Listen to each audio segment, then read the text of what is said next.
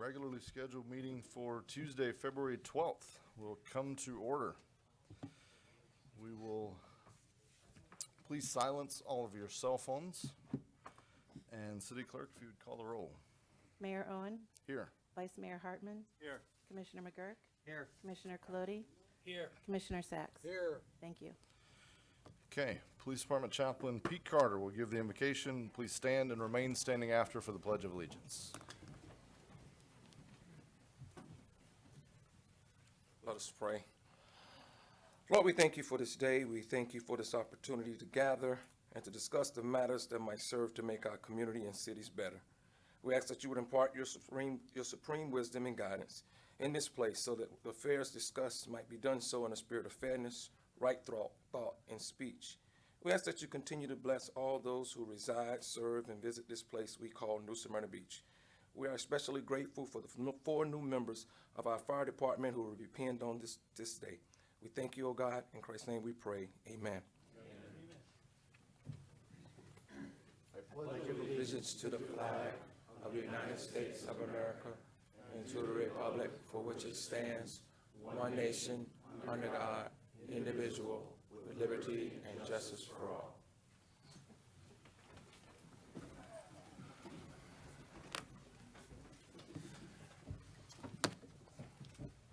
Okay, we have one change to the agenda I know about. Item 6B, ordinance number 6-19, is going to be moved and will be listed as item 4D. Will be moved to item 4D. So item 6B will be moved to item 4D. City Manager, any other changes to the agenda? No, sir, that was it. Okay. With that, I think we have a couple of presentations. First, we'll have Fire Chief come forward. I think we got some pinnings tonight. Well, good evening, Mayor and Commissioners. It's an honor for me to be able to be here tonight because back in October, the Commission approved the hiring of 3 new firefighters. With the retirement of another one, we actually had 4 positions we need to fill. I'm going to bring forward 4 great gentlemen who actually were out of a pool of about 55 candidates, and these are the 4 that made it all the way to the top. These are the ones we ended up hiring. I'm going to bring forward first, I'm going to bring Kyle Hogue. I'm going to bring forward Brighton Weeks, Tim Ryan, and Devin DeCourcy.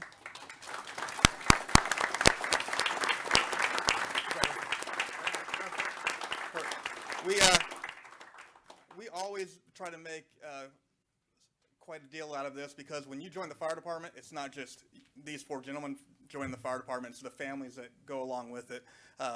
These gentlemen are not going to be there on Christmas. They're not going to be there on Thanksgiving. They're going to miss a lot of events that their family wants them to be at. So we always get the family involved as part of this because while I have them for 1/3 of the time, that means that their families are without them for 1/3 of the time. So this is a family affair when they join the fire department. For Devin, it's actually going to be his family friend, Tom McDonald. There he is. Or Tom Livingston, I'm sorry. Come on forward. Come on forward. I'm going to hand you this. And then for Tim, we're going to have Liz come up. And for Brighton, we're going to bring Tyrone, his dad. And for Kyle, there you go.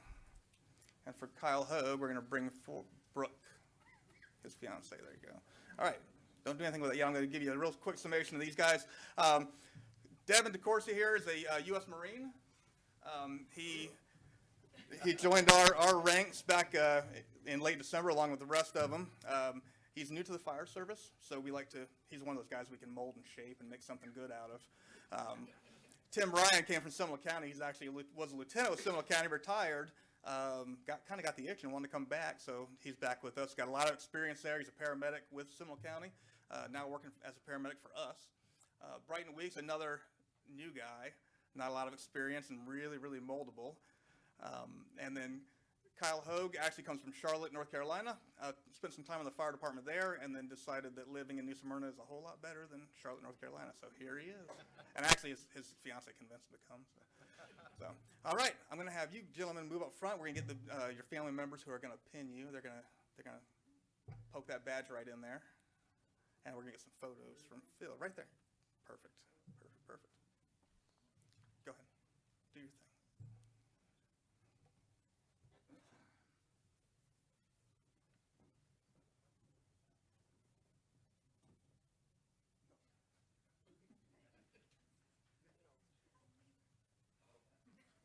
Yes, you do. Yes, you do. I am so sorry. I am so sorry. Just make it up. All right, go ahead. You're fine.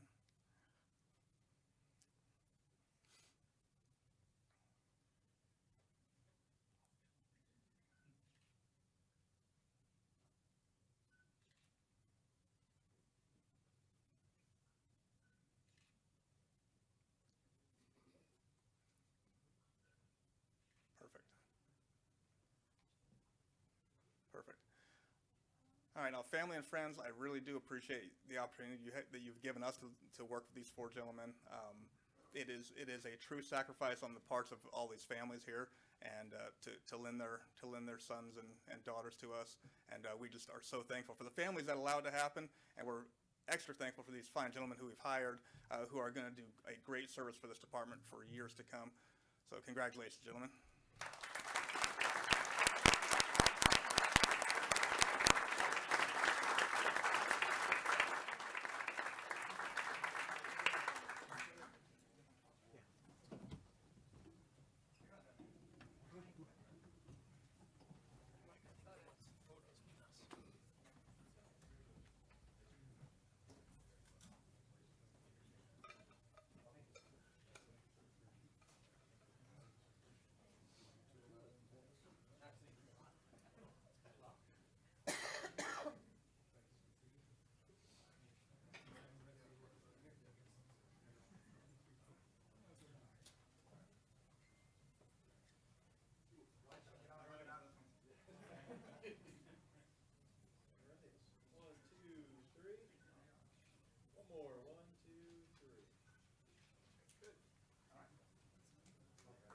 And one more quick one, if you don't mind, if you'll indulge me. I'm going to bring the whole fire department here for a good 4 minutes.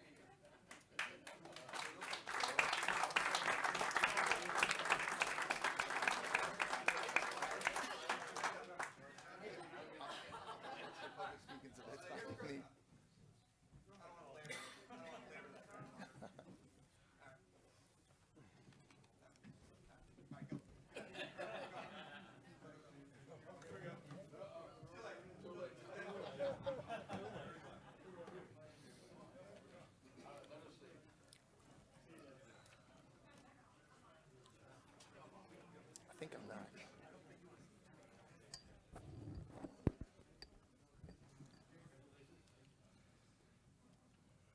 All right.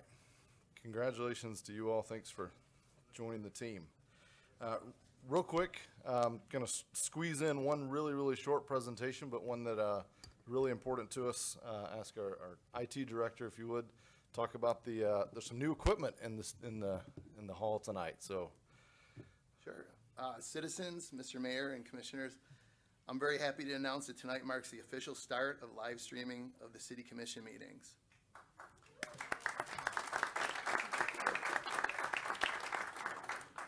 New Smyrna Beach has partnered with Ant Farm Media and Florida Captioning Services to deliver a stream to our YouTube channel. NSB chose YouTube because it's the world's largest broadcast platform.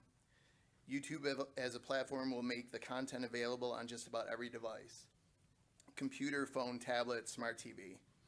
The citizens can watch the live stream or view the meeting afterwards on the city's YouTube channel. So just go to youtube.com, search for the City of New Smyrna Beach. Please subscribe to the channel. Also, click the little bell icon next to the subscribe button to get alerted when there's new meetings, new live streams posted.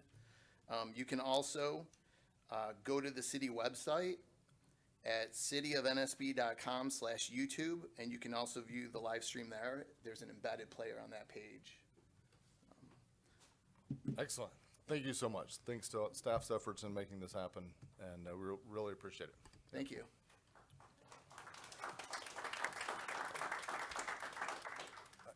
I will say, I was expecting a hair and makeup person to come by before the meeting, and nobody, yeah. I don't know, did you all get your sessions? She did get a haircut. Yeah. I did, yeah. Next up, we have a presentation by Stetson University, I think maybe kicked off with Nancy Maddox on the historical background of the Turnbull Canal and the Turnbull Creek environmental assessment results. Good morning, good evening, Mayor, Commissioners, this is the TV. I'm going to be very brief. As you all know, Clay Henderson is here to give us his update for him and his team. They did it over Christmas break, and we look forward to hearing from Clay.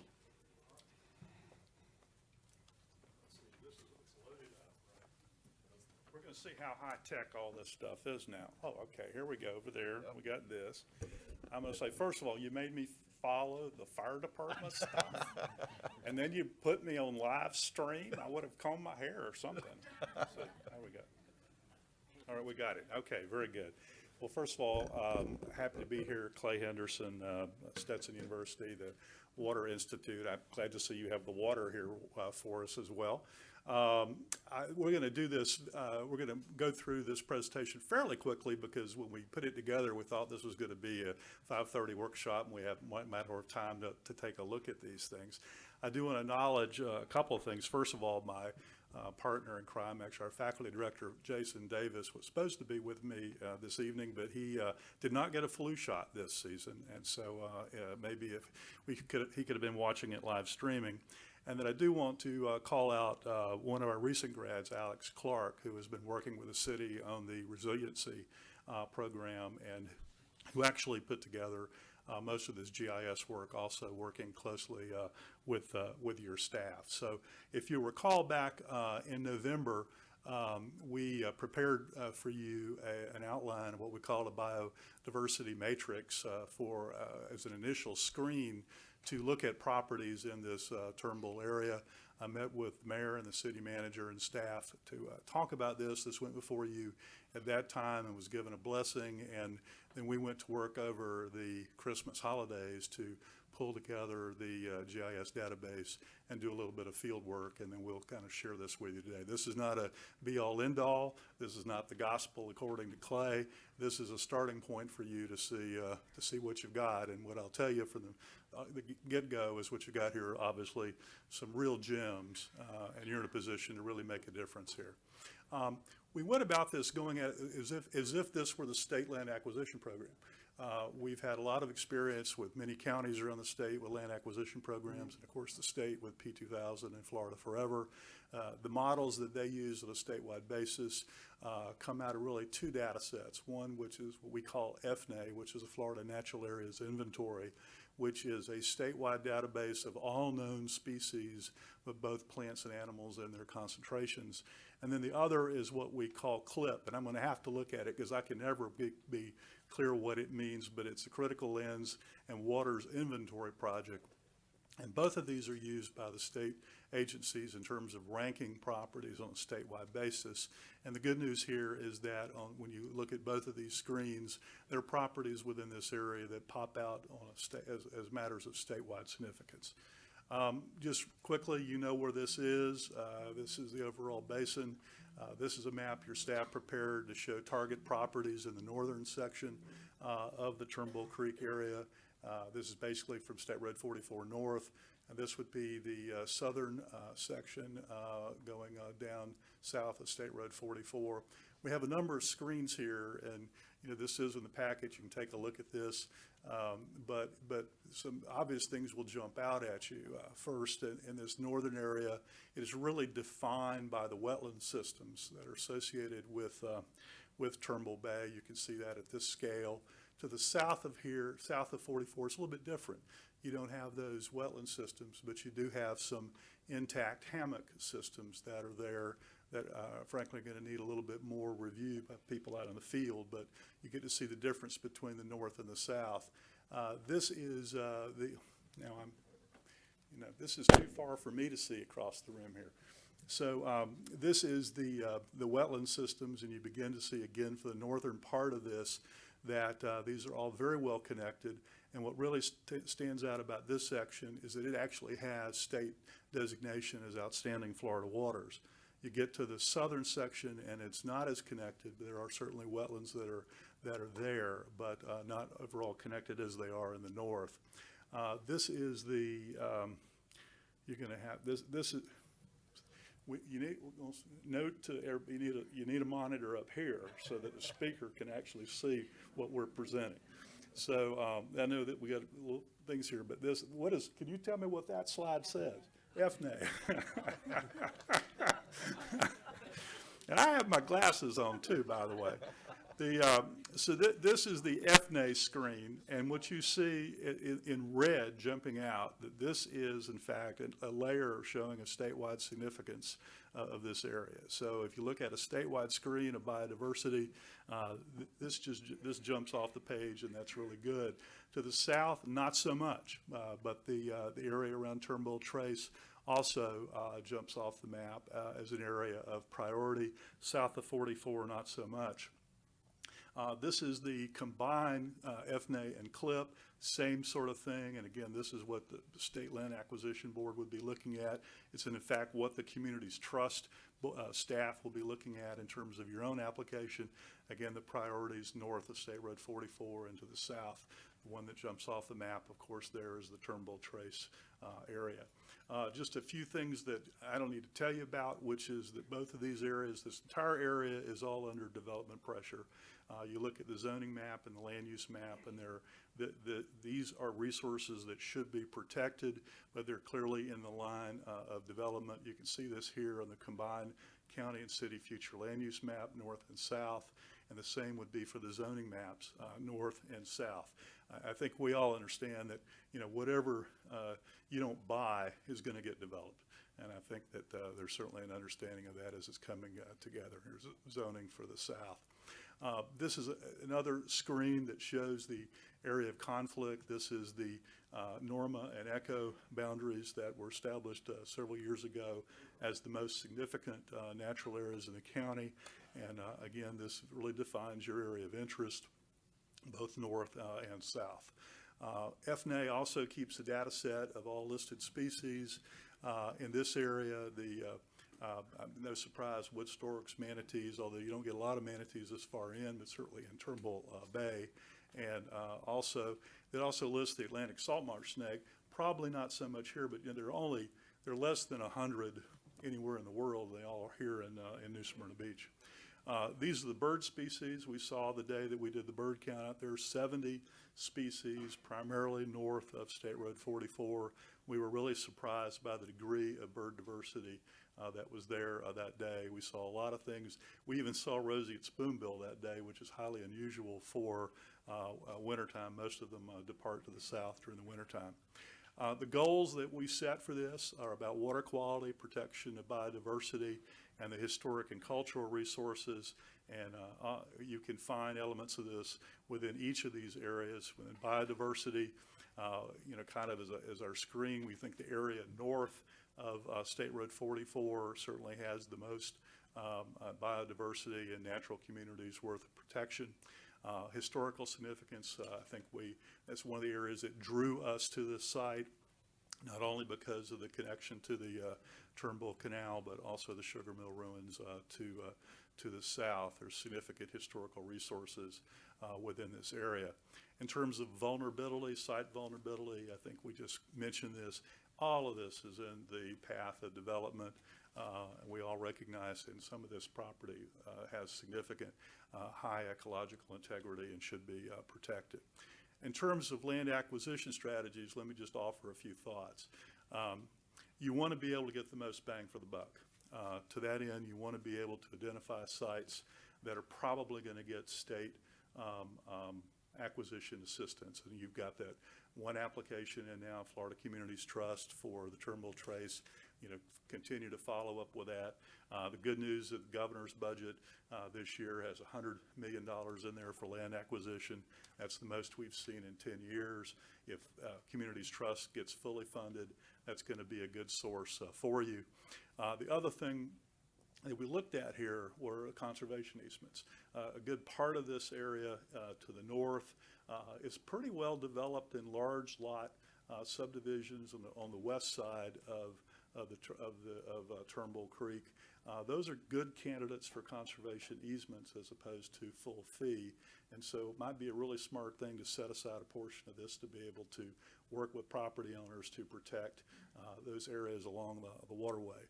Just real quick on a basis of the area, this is the area south of Turnbull Bay Road, and it just jumps off the map at you as what the significance of it is. It's a good landscape integrity, and this would be a good area to look at focusing conservation easement strategy here. This is the Bay Drive area, same comments. You have good integrity along the creek, but you see all these ranchette properties on the west side. It's a good habitat, but it would be a really good opportunity to work with landowners to try to develop a conservation easement strategy. You look on the east side and you see what's coming, one subdivision after another. And my understanding is some of those subdivisions are still on or on septic tanks. So that's just not good for the overall community.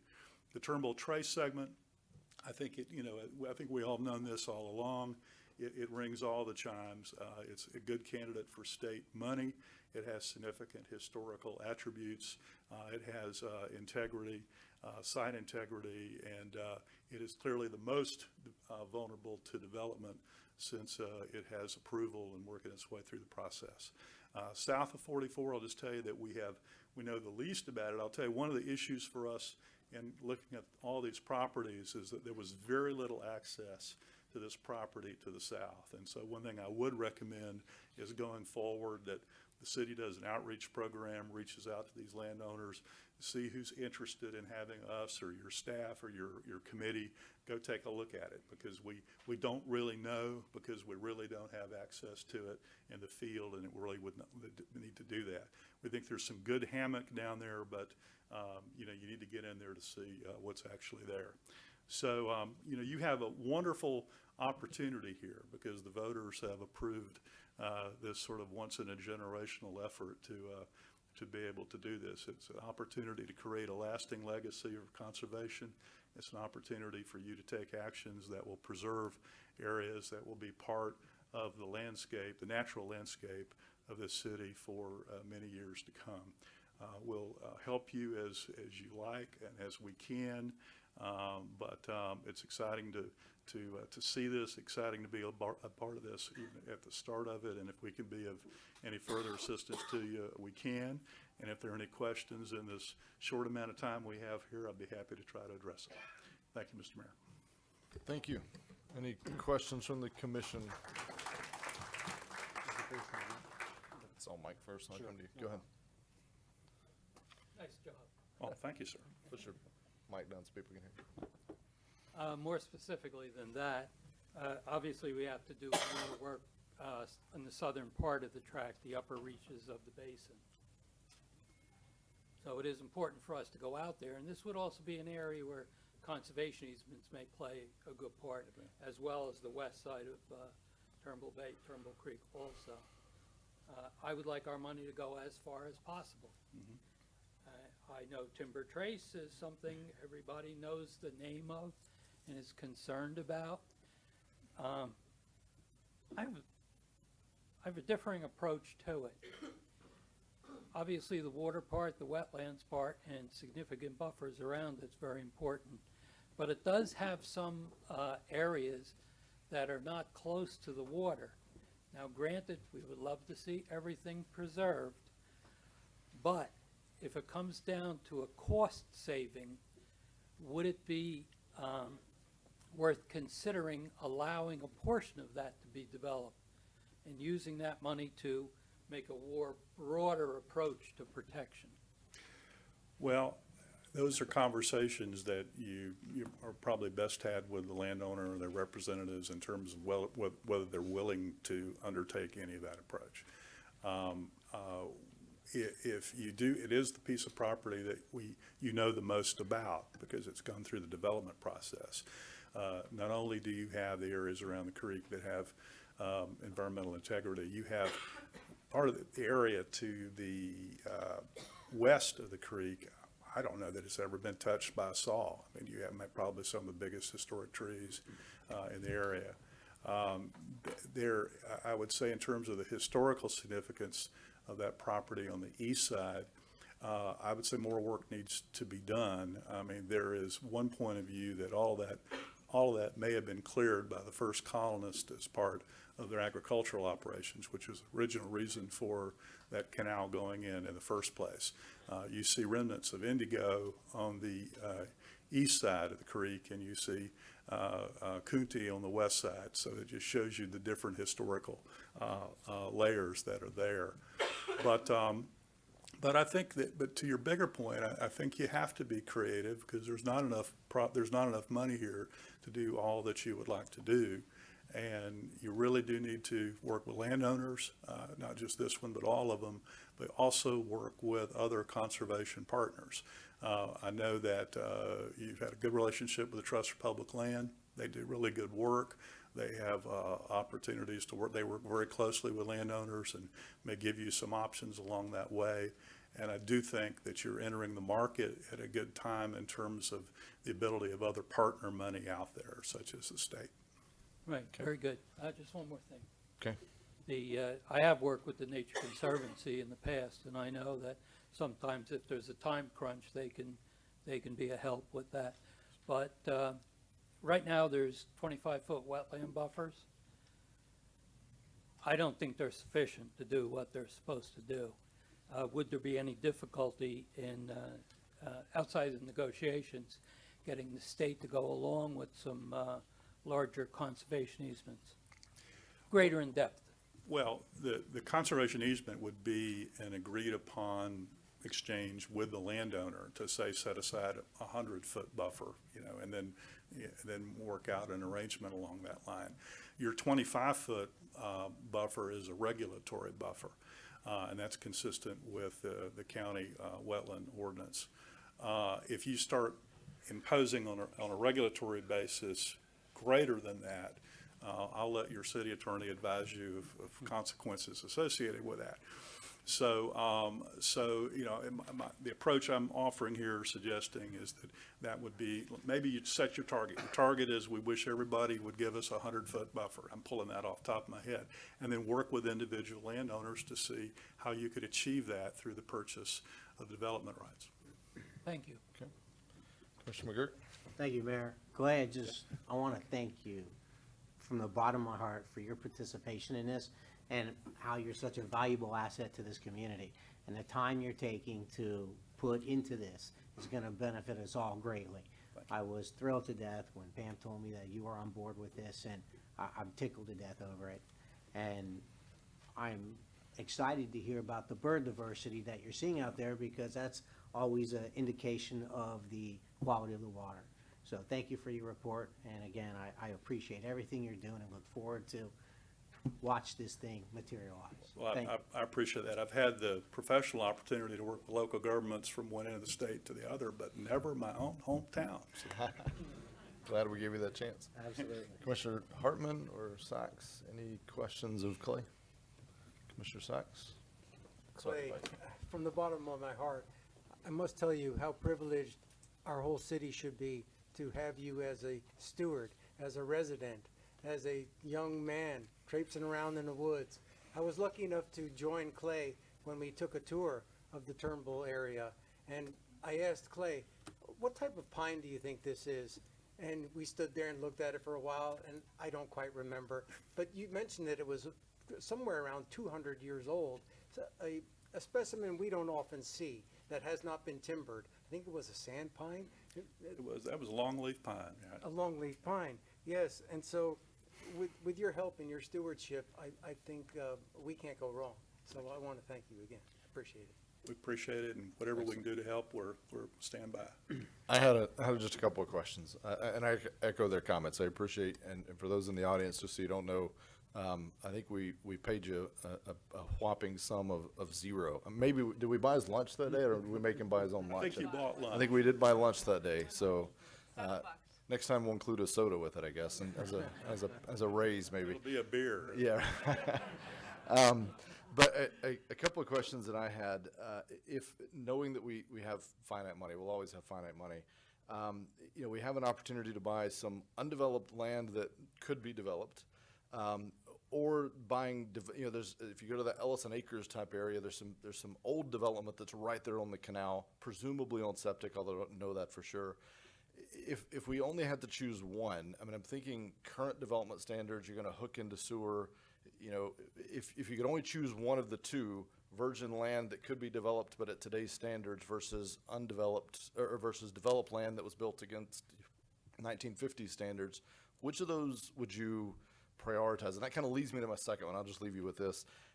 How can we, there's not going to be a perfect science to this. I get it. There's an element of art to this science, but how can we as a commission help to kind of rack and stack these properties and say, look, they may not all be for sale, but let's assume they all are for just a minute. Here are the ones, if we could only pick one, here's the one, and here's kind of why. Here's why it's the highest risk or the highest value to us, you know, from either creating a green belt or whatever that, some of those criteria are. How could we walk through that? Well, the matrix is a beginning of that, and that helps you put these things into stacks in terms of priorities. Yeah. And I would say, at least in answer to your first question, in this area, you do have landscapes with, you know, significant integrity, and protecting those are like protecting museum pieces. You know, that's just how rare they are. When you acquire land that has been disturbed, you know, more recently, then you actually have to start thinking in how are we going to restore these ecosystems? Because if you don't actually be aggressive in doing that, invasive species are going to come in and take hold. So that you need to think in terms of that also as an investment. But the matrix was the beginning, and you could put numerical data associated. You could do a ranking system this way. It would require a little bit more effort, and I would caution you. You really need to have some more field analysis before you get to that level, and then you also need to figure out who's going to work with you. You know, because that'll help answer the question. It is a voluntary program. It needs to be a voluntary program. I know nobody here is interested in condemning people's property. So, and that's just not done, by the way. It's just, this has always been a volunteer program. So you need to see who's going to work with you, and that'll help you define it as well. Okay. Excellent, thank you.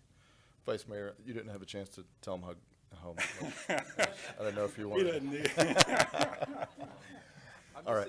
You did. I've seen him speak several times at the Marine Discovery Center. Yeah, right. Every time it's just amazing at the wealth of knowledge that the man has. Yeah. And we certainly appreciate it. I'm just another graduate of New Smyrna Beach High School. Yeah. Thank you, Clay. Yeah.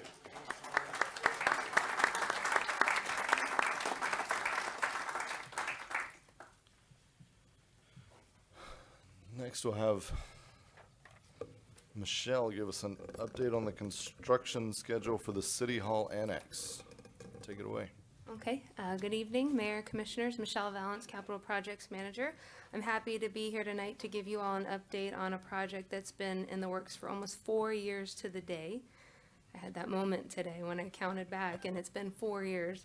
And that's the City Hall Annex project. So I have some fun slides for all of you to look at. I'll start again with just overall what we've been doing over the last 4 years. I'll show you a little bit about our current design that's got a big red bow on it and ready to go out to bid. And then we'll talk about budget / estimate and funding, and then schedule.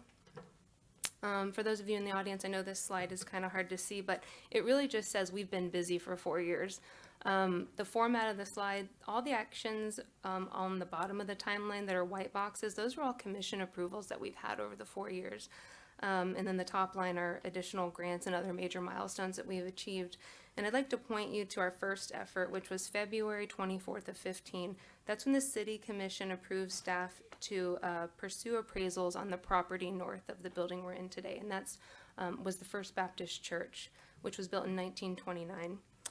16 months following that, in July of 2016, the city was successful in purchasing that property with the help of a Volusia County ECHO grant. Following that, a year later, we were also successful to receive a second ECHO grant from Volusia County for an additional $400,000 to aid us in a renovation project, which is what we're here presenting tonight. After that, 9 months later, which is the yellow box on the screen, that's when we met with you all last, and that was April of last year, where we presented to you our conceptual design for the project, showing a first floor comprised of offices and a new commission chambers, and a second floor for planning and engineering. We also shared with you our site design and our parking lot.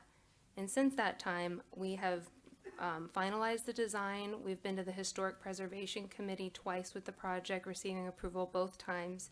And we've also had the project go through our TRS hearing, which is reviewed by all of the departments internally for approval. So switching gears to the design, here you have the site plan in front of you to show our beautiful parking lot that we'll be constructing. Per code requirements, we're required to provide 72 total parking spaces. However, per LDR code 604.09 section 6, we're allowed to reduce that number by 50% overall due to the district that the property resides in, as well as take advantage of a shared use parking option. So what we are providing and recommending is 35 new parking spaces for staff use and public use. We know there's a number of events that come through this area throughout the year. We totaled 105 events in one calendar year that would benefit from this area of parking. On the slide here to the left is the first floor plan, and then to the right is the second floor. The total building square footage is 12,172 square feet. The first floor office space is the building department, which offers 13 workstations and office spaces. And then the northern section of the building is the chamber. Happy to share with you all that we'll be gaining 44 additional chairs than what we have in here this evening for these larger meetings that we're having. On the second floor, again, there will be planning and engineering with an additional 12 office spaces, break rooms and restrooms, as well as conference spaces. I'd like to touch on technology since that was an opening presentation we received this evening. The chamber space will have enhancements that include video production as well as a complete audio visual package for improved presentations and audience engagement. So stay tuned for those enhancements. Here are a couple elevation shots. This is the most photographed side of the building, which once was the front and is now going to be the back, and this is the west side of the facility. The top photo is an old photo of the facility that really was inspiration to our architect to try to bring that back. We've brought the double doors that are ground level now back up to their original height, as well as specified a custom light fixture on either side of that, again, to bring back what once was. And then there's a second photo, a beautiful postcard photo of that side of the building.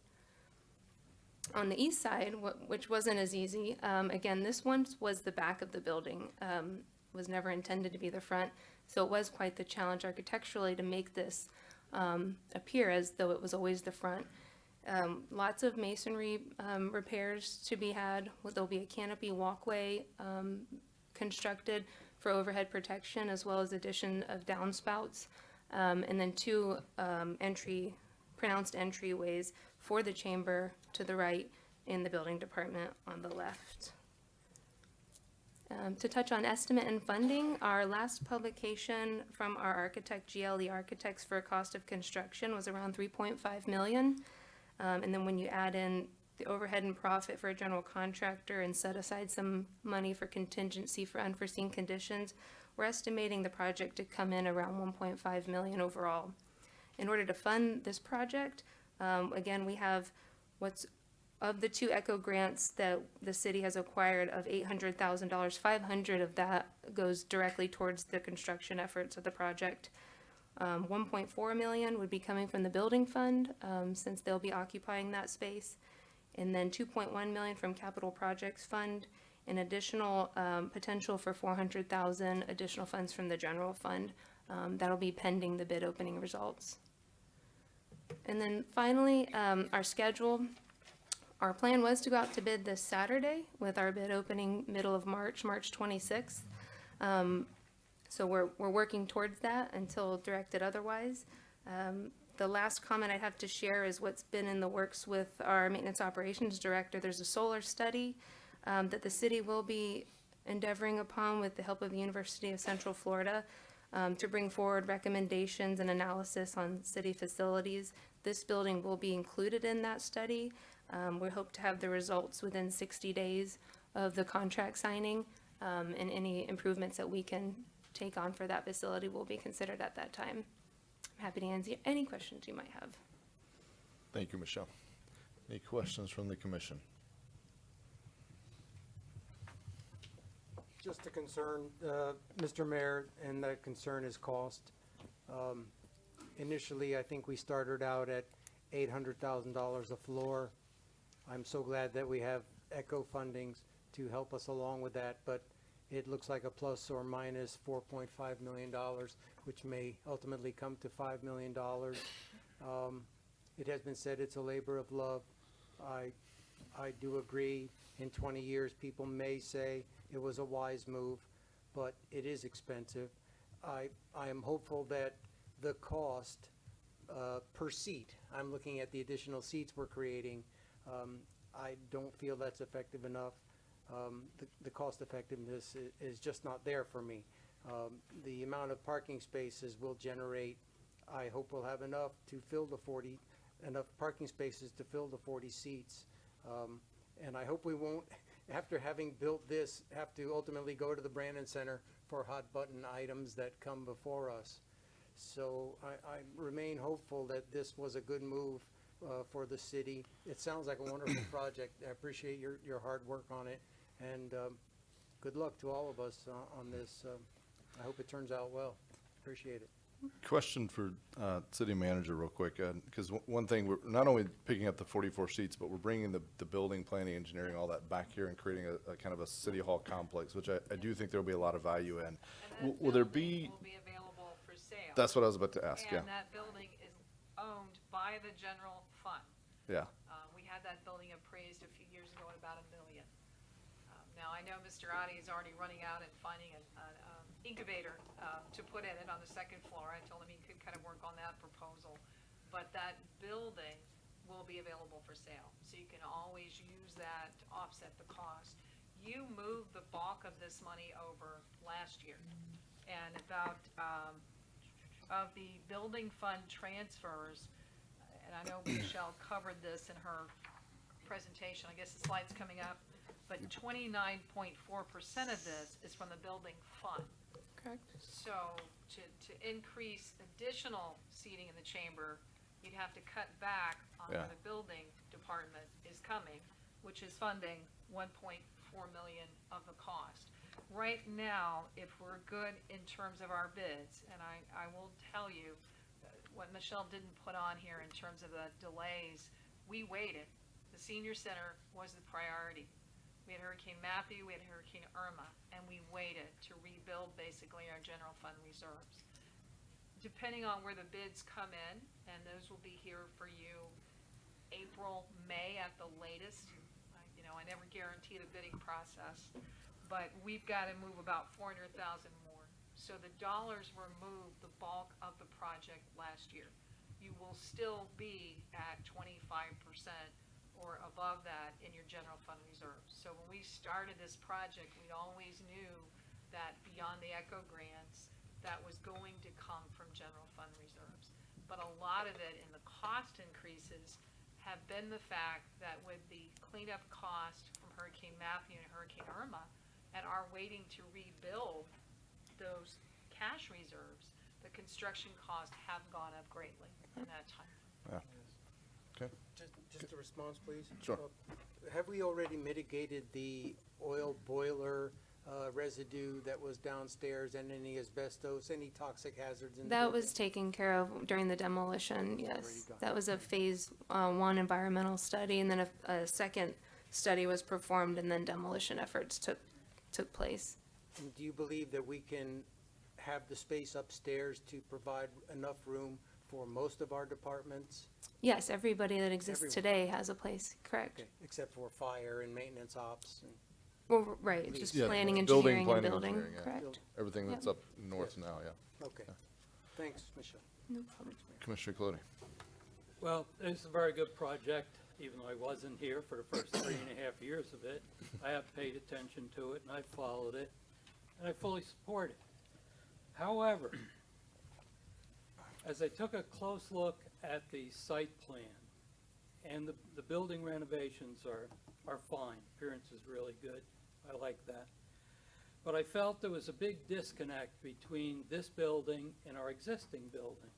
And we weren't building a municipal, I hate to use the word complex, but we were building two separate things.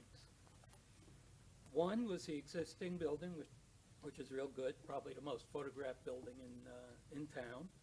And the second was this building, which was called an annex and has been kind of placed in the background behind a very large, nondescript parking lot.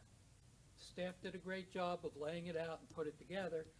However, I found there was a real important feature that wasn't contained on there. There was no direct access to this building from Sam's Avenue or the park. Something needed to be done to pull it together.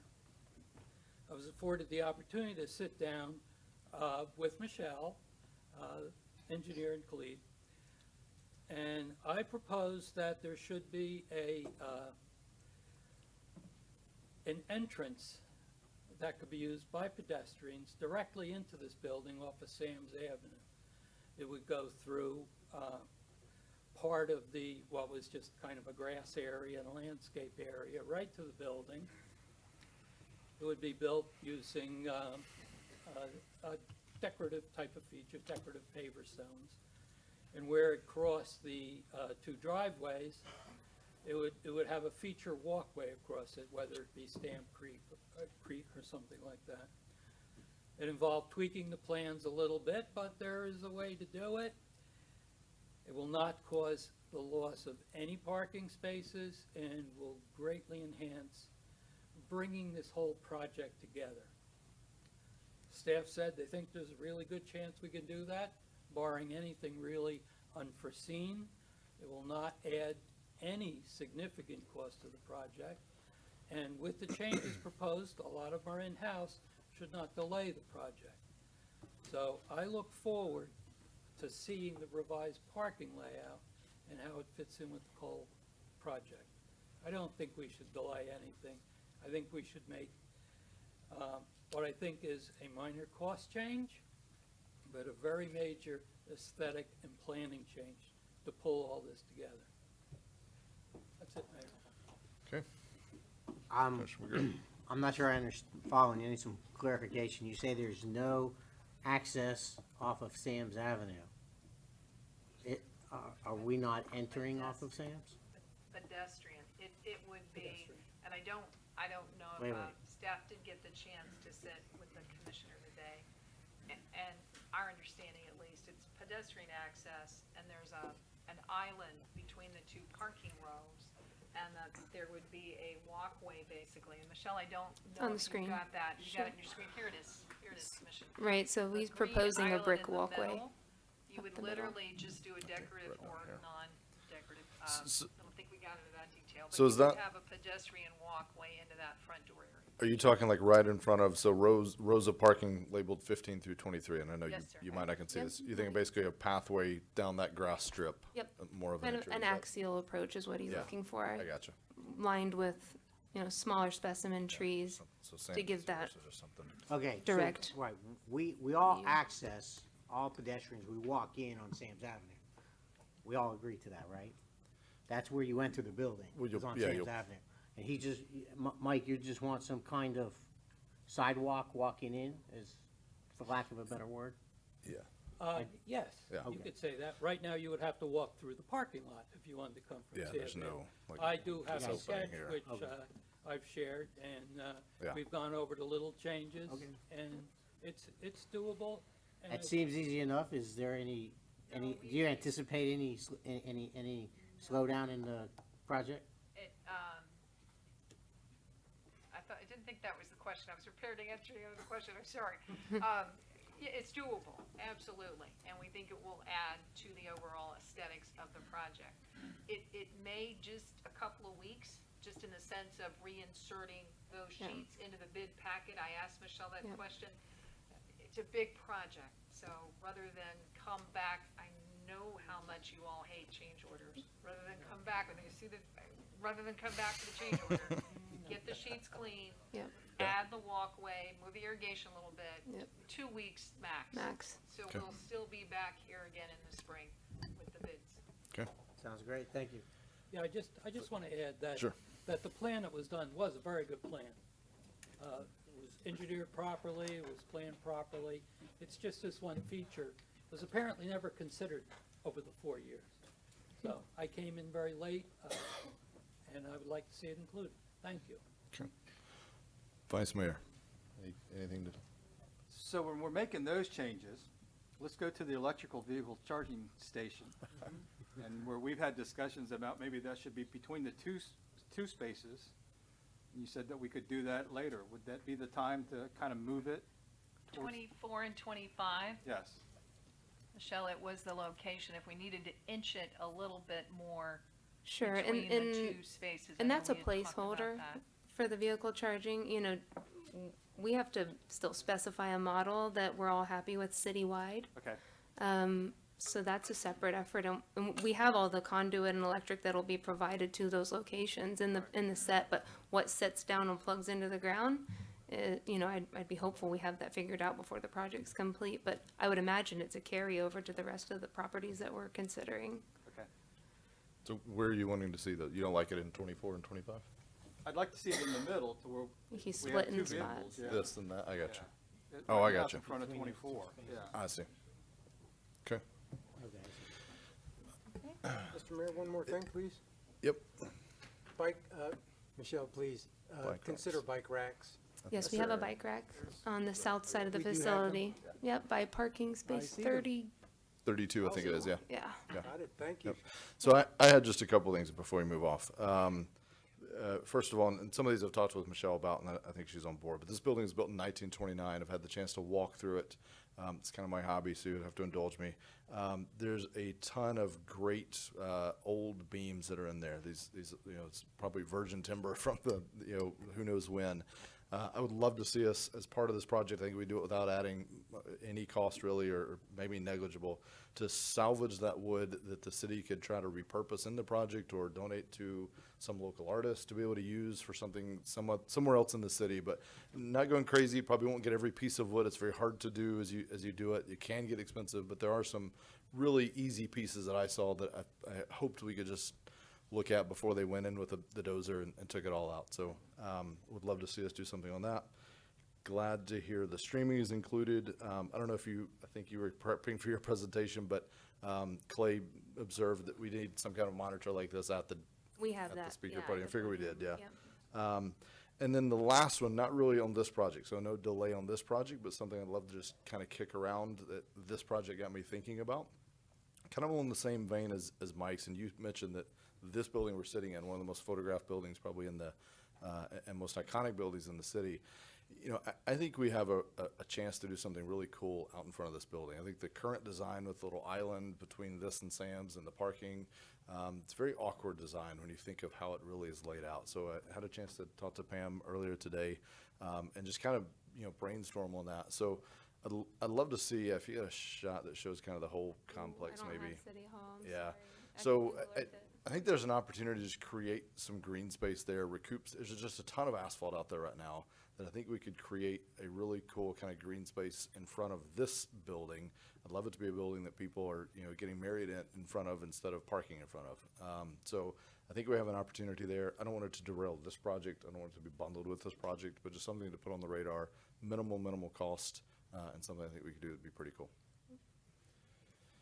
And other than that, thank you, Michelle. I know this has been your baby. It's a good job. Appreciate it. Thank you.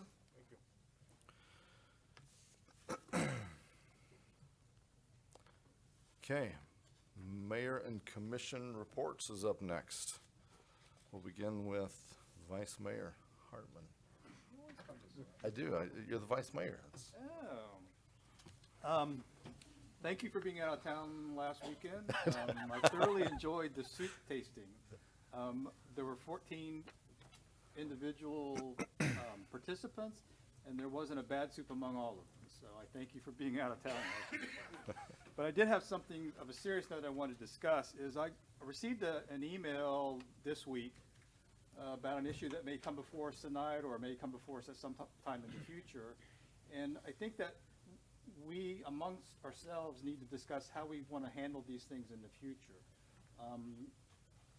I got an inquiry about urban chickens.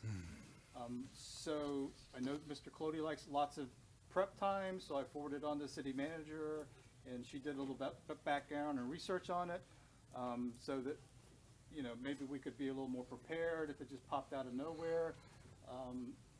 But I think I would like for all of us to discuss how we might want to handle those issues in the future. Should we just forward those to the city manager, let her decide whose zone it may be in, and let that person handle it? Because I get a sense that at times we get shopped around. You know, No. and Our we're- citizens and we're wouldn't do creating that. an awful lot of work on staff. Yeah. We already increased our meetings by 2 a month. Staff has a lot of prep time for those. So what I'd like to see us to do, maybe amongst ourselves, think about it, and maybe next meeting have a little further discussion about it, is how we may be able to push that on up to the next level, to where, you know, we can respond back to our constituents, address the issues, but yet not duplicate our efforts over and over again. So think about that for me. And that's all I have. That's a great one. It's a good example. Everyone up here is fully supportive of Sunshine Law, but it's a good example where in a normal business, you would CC your colleagues, you would keep everyone in the loop. Like it's a good example where the Sunshine Law, we've got to figure out something that works in this space. So good. May I comment in response to the chickens? Did you have a chance? No, we're not going to go to the chickens yet. We'll save the chickens. We're going to do mayor and No, we commission won't kill any reports. chickens. We're going to go to mayor and commission reports. Go ahead, Commissioner McGurk. Thank you. Yes, Randy, that is a great idea. A couple of things I have are really just one, and Jake, it's a testament to what you've been working on. I was driving down A1A this weekend, and not only this weekend, but previous weekends, there's been a lot of problems with how you have 2 lanes on each side and a median. And when you got the various crosswalks put in, I've seen over the past few years a lot of problems with some kids or a group starting on one side and the traffic on the far end moving the other way, not being able to see what's going on. There's an assumption by the pedestrian that since the traffic next to them is stopping, that the traffic flowing the other way is also stopping. And I've almost seen many near hits. And I saw another one a car in front of me, there was about 5 cars stacked up. And the first truck there was a big dually truck. And the car in front of me couldn't understand what was going on. It really wasn't obvious to me either. And I realized what was happening. I started to hit my brakes. And by the grace of God, the car in front of me realized what was happening. And cars don't really skid anymore. But that bumper of that car came up to that crosswalk right as 2 women came out from behind that truck. And if that split second that driver didn't realize it, it would have been a catastrophe. Because we were both, heading about 45 miles an hour. What's the speed limit, Chief? 40. We were heading about 40 miles an hour. So anyway, so what I realized was this. The crosswalks are a great idea, but it's almost, if you do not have the flashing lights, it's almost more dangerous because it's giving the residents, or not the residents, the pedestrians, an assumption, and it's putting an expectation on the driver. So my point that I'm making in a long way is I really think that we should have the flashers on those crosswalks, and all of them should have it. Some do, some don't. The ones that start flashing, it's easy to understand, but I see it coming, and it's not going to be the pedestrian's fault necessarily. It's not going to be the driver's fault necessarily, but it's going to end very badly. So anyway, I want to bring that to your attention, and that's really, that's been your baby. So, and I know you've been an advocate for those flashers and the crosswalks. So anything we could do to get flashers at some of those, at the rest of them that don't have them, I think would be a great idea. Mr. Mayor, may I quickly respond? It's your turn. You can do that. Is that it? That's Is that all it. you got? All right, go Yes, for it. Commissioner McGurk, as you know, being on the TPO, pedestrian bicycle safety is preeminent in our county. And this region is seeing many deaths of pedestrians through everybody's fault. It's not just the cars, it's the pedestrians. With the county's help, we have greatly increased the safety of pedestrians where there are flashing beacons. There was a lot of protest to those crosswalks on Atlantic. Now, people are raving about them. You press a button, those beacons flash, people notice them. You don't have, never assume you have the right to cross. Have the utmost care when you do. Don't assume those cars will cross, right? We all have to be re-educated as to that. But as we become a more pedestrian society and we want to get out and recreate, I totally agree with you. Take any flashing sign, any non-flashing crosswalk signs where we can afford it. Let's possibly join with the county where we have joint jurisdiction and provide funding for flashing beacons, because people are saying they do work. There may be accidents.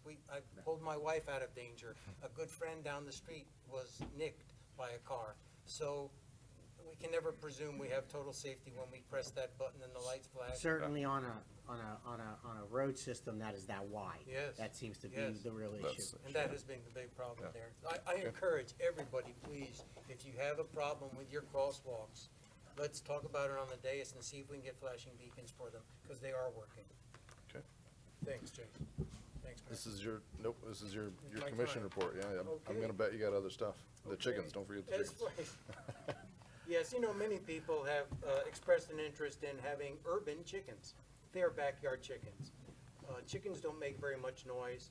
They provide education for animal husbandry. They bring families together. They bring friends together. They're really a great asset for the community, believe it or not. There's been much research, many books. So when I brought it forward the last time, months and months ago, it was flatly denied. Strong opposition. So I withdrew the motion at that time. And afterwards, many people came back again and said, hey, what about the chickens? So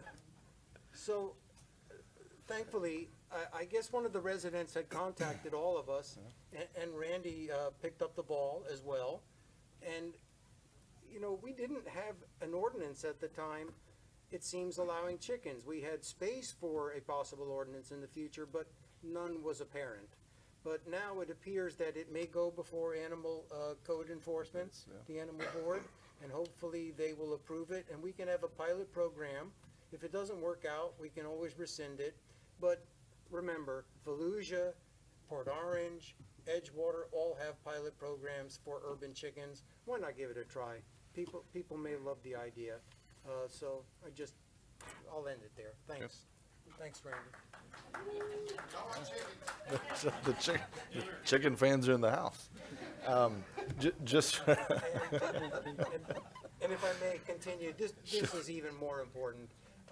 We have some very good friends at the inlet, the Ponce Inlet, Ponce de Leon Inlet Coast Guard Station, and the brave men and women have served us for a very long time.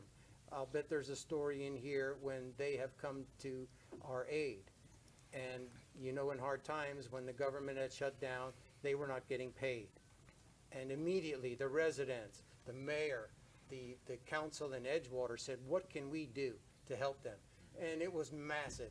They couldn't keep that gate at the Coast Guard base open long enough for the caravans of people coming in with money and food.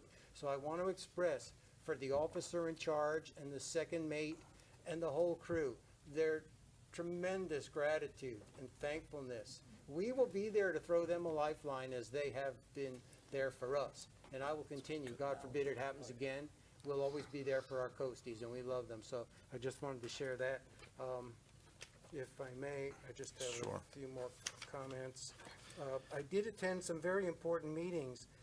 The Indian River Lagoon National Estuary Program has a council. They are very powerful people. Deb Denny's, our county councilwoman, is on that board. What my takeaway from that meeting was this: our waters of the Mosquito Lagoon are challenged. There are portions that are okay, there are portions that are not. We can help. We can help by providing, I don't want to get lengthy or wordy, but they're baffle boxes. They basically clean the water a little bit more before we send out our storm water into the river. We must find the funds to provide those to make our river cleaner. And basically, they said our waterways are challenged. So we need to get together, we need to find the funds, we need to find the partners, and we need to save this valuable resource, or else no one will come and we won't want to stay here, and we can forget about fixing roads because we won't need them. So please, everybody, I know most everybody's interested in water quality, and I am too. I just have one more thing. Please bear with me. One thing I'd like to mention, especially for Commissioner Colodi, we have developed a task force for the general obligation bond.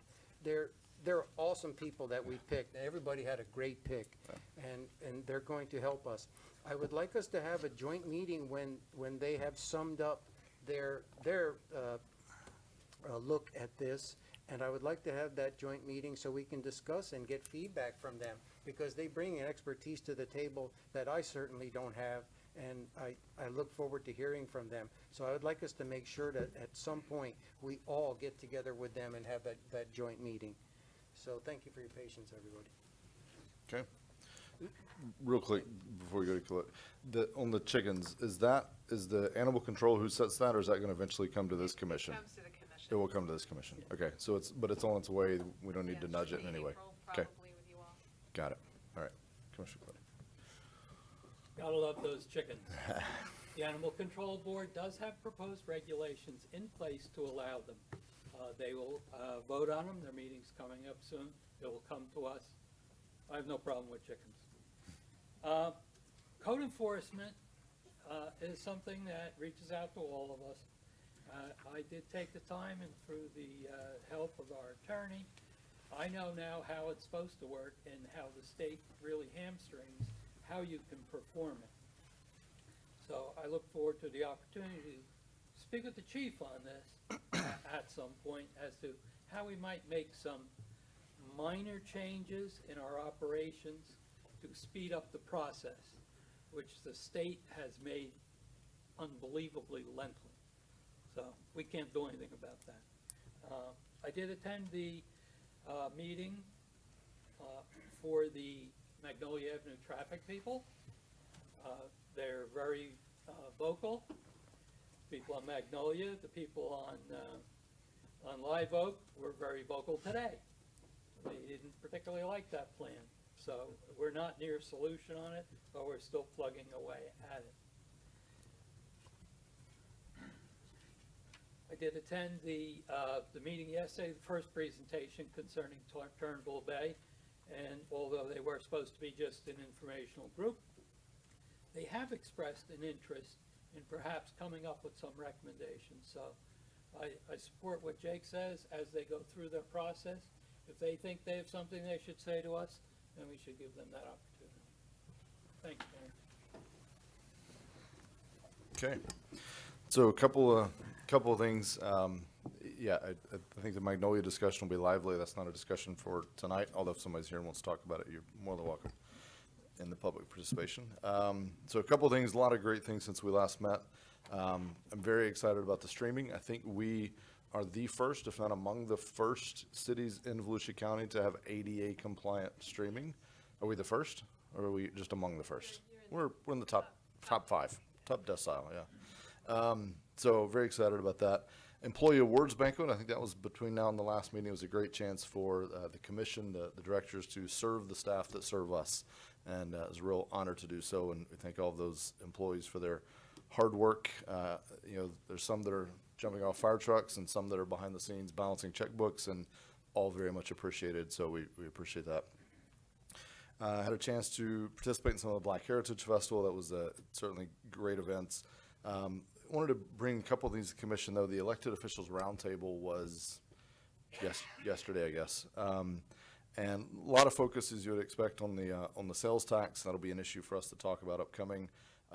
I did ask that group, so that group, for those of you who may not be familiar, it's all of the mayors and city managers.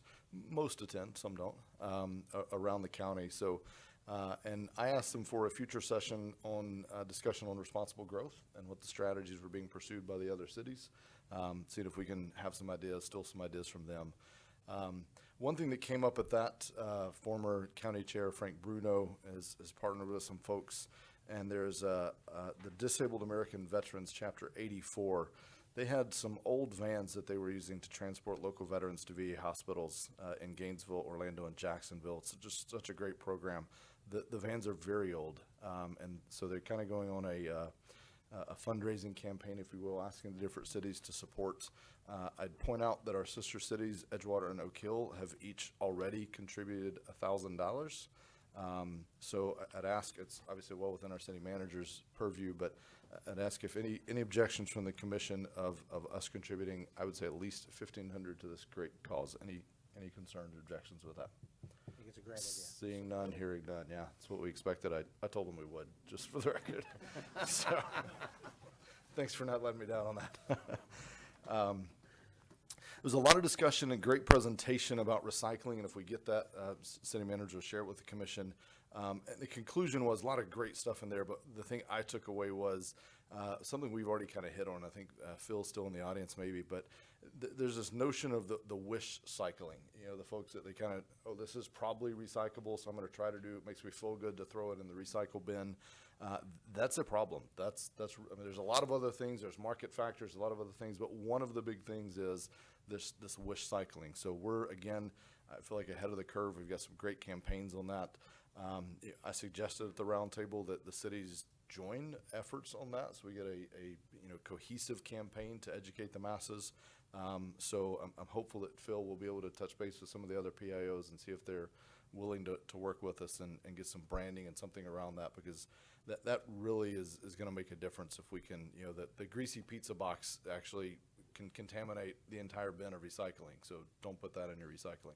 I didn't know that, and that's what I said at the meeting. I think my mother always, I watched her rinse out the milk cartons, and I'm like, hey, you don't have to do that. Just throw it in the bin. Like, I didn't know. So I'm part of the problem, but now I'm part of the solution. So,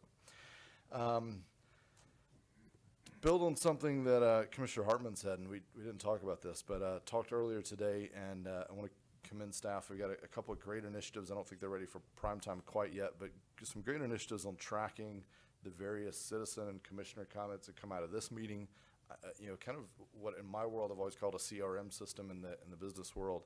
I'm hoping we can look to expand that to not only use it to track things like the urban chickens that cross all of our inboxes, but make sure everyone's kind of up to speed and we know kind of what was the last milestone, what's the next major milestone, who's the owner of this. So I think we got some good progress in that regard, and that's it. That's it for me. Okay. Moving on. Item section 4, ordinances, second readings and public hearing. Now remember, we moved one item to this, so we have 4 items here. Each of these items will be open to public comment. The public comment during this section limited to those items. So if you want to talk about Magnolia, this isn't the time. We'll talk about that later. The first item, ordinance number 1-19. Conduct the second reading and public hearing of an ordinance which, if adopted, would approve a budget amendment to roll forward certain operating and capital encumbrances. Additionally, the ordinance amends the budget for the Stormwater Fund. City Attorney will read the ordinance by title only. Ordinance number 1-19, an ordinance amending budget ordinance number 52-18, 54-18, and 57-18, current expenses and capital outlay required for 2018-2019. Providing for reversion of unencumbered funds, providing for public hearing, providing for conflicting ordinances, providing for severability, and providing an effective date. Staff report. Ordinance 019 is amending the general fund, the stormwater fund, the airport fund, the building and inspection fund, the CRA fund, and the capital projects fund. This is the recurring rollover we have each year of the encumbrances to bring the capital projects and a few operating line items over into the new year. The total encumbrances being transferred are General Fund, $2,079,107. Stormwater Fund, $2,259,844. The Airport Fund, $501,843. Building and Inspection Fund, $81,639. CRA Fund, $29,501. And Capital Projects, $1,181,654. As a result of these rollovers, the revised general fund balance to date, budget balance to date is $29,456,697. And the total city budget will be $58,013,673. I'll be glad to answer any questions. Okay, we'll now open the public hearing. Any members of the public wish to comment on this item? Seeing none, we'll close the public hearing. Discussion by the commission. Any members of the commission have any questions on this item? If not, look to see a motion. Move to approve. Second. City Clerk? Commissioner Cludy, Yes. Commissioner Sacks, Yes. Mayor Owen, Yes. Vice Mayor Hartman, Yes. Commissioner McGurk. Yes. Ordinance number 1-19 is adopted. I am excited, and I'll use this as a plug for the financial reports that we're gonna crank up next meeting. Give us some more context around this. In your Yeah, hand tomorrow. excellent. But then we'll actually do the public report on the 26th. Look forward to it. Item B, conduct a quasi-judicial public hearing on special exception application number SE-4-18, which if approved, will allow the operation of a mini warehouse business on Canal Street. The City Commission will now conduct a quasi-judicial public hearing.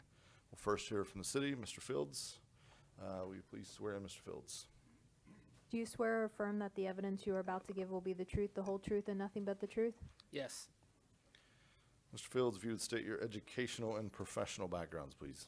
My education, I have a Bachelor's of Science in Civil Engineering from the University of Maryland. I have a Master's in Business Administration from the University of Florida. My professional background, my position here is the Director of Development Services and Coastal Environmental Resiliency. I'm a registered professional engineer in the state of Florida. I have 24 years of experience in land development, engineering, planning, zoning, permitting, public administration, and related services. The past 14 in a municipal services role, and 10 years in the private sector. Excellent. Do any members of the audience or commission wish to question Mr. Fields on his qualifications? Seeing none. Any objections to qualifying Mr. Fields as an expert witness in the area of planning and zoning? Hearing none. Is determined to be an expert of planning and zoning and qualified to give opinion or testimony regarding these matters. Mr. Fields, are you familiar with the request? Yes. Please state whether it's consistent with the city comprehensive plan and your recommendation on this application.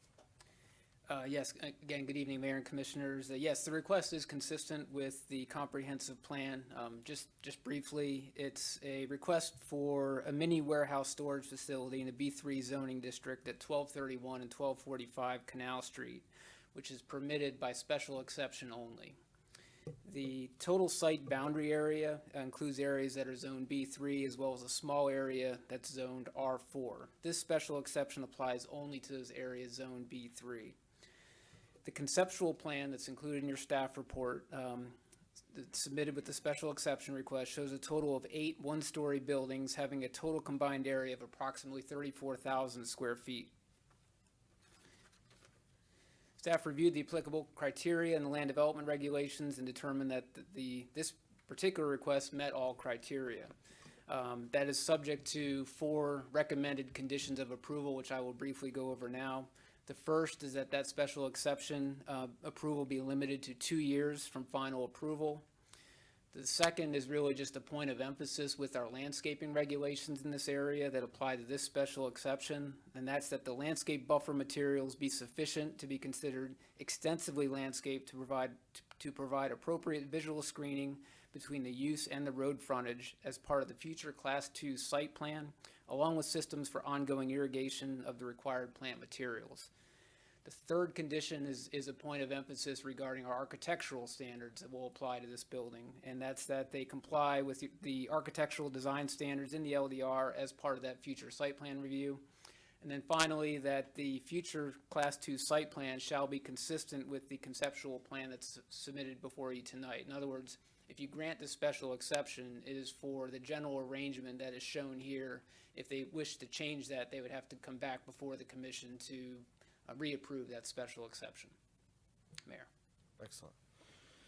Any questions from the commission for Mr. Fields? Yes, sir. Yes, Commissioner Colodi first. As you mentioned, there is some R4 zoning on the property. I've reviewed the site plan, and they're putting their buildings right up to the line. They're not going into R4. But they have an integral internal driveway that's extended into the R4. Is that allowed in the R4 zone? Yes, we looked at this. Typically, surface improvements that would otherwise be permitted in that zoning district, whether it's an access drive, a stormwater pond, landscaping areas, that as long as the use that's in B3 is not constructed in any way in that R4 district, those types of normal surface improvements would be permitted. Okay.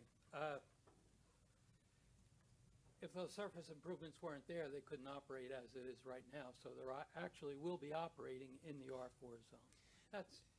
I accept your opinion on that. I don't necessarily agree.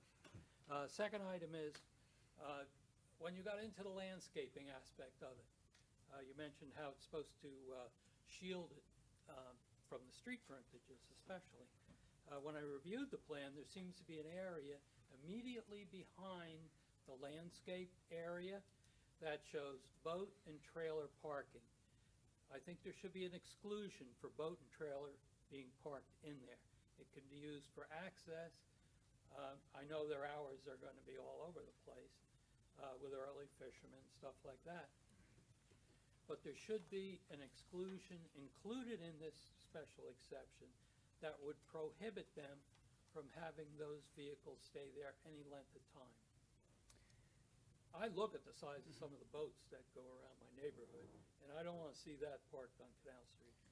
That's an item we discussed with the applicant. It's really intended as a short-term washdown area. I know they'll have a chance to speak. I don't believe they have any objection to adding that condition as a no parking, or at least no overnight parking of vehicles in that area. Thank you. Other than that, looks fine to me.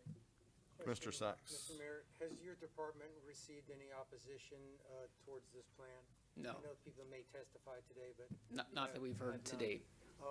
And in a washdown area, it is possible that mufflers may be put on engines, and they may run those engines to flush them. That is possible, do you believe?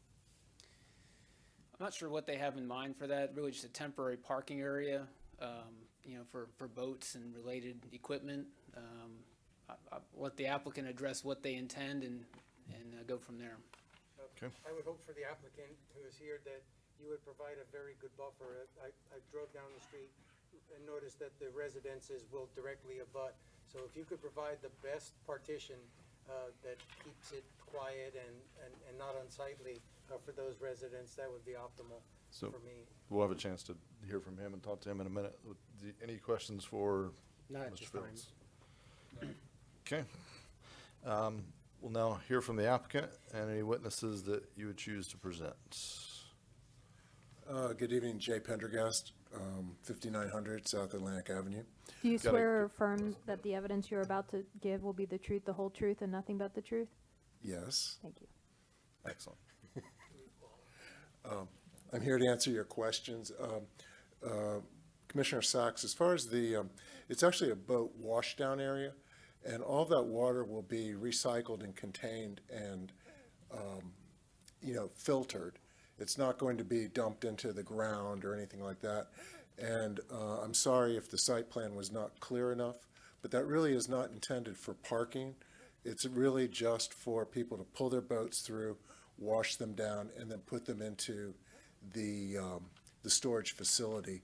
We actually do not have any outdoor parking. All of our parking for the boats are inside units. So you're not going to have them like parked all over the place. That's certainly not the intent of the owner or the design of the project. And, you know, if you'd like us to add, you know, no parking signs, we can do that. So that's not an issue. So will there be any outside storage? I mean, is that, will part of the business model be selling outside storage spaces at all? or- No. No, okay, No. got it. Okay. Any other questions for the applicant? One more question? Sure. Sure. How will you contain the byproduct, the wastewater from the wash? Well, that really gets kind of beyond my area of expertise. The civil engineer will be starting on this hopefully tomorrow, if we get our approval. And it will all be done, you know, according to, you know, proper environmental standards, yes. Business licenses operating out of that address, is that a restriction we can apply, that there would be no businesses allowed to operate at that address, other than obviously the storage facility itself? Well, that would be the only business that's going Yeah. to operate there, yes.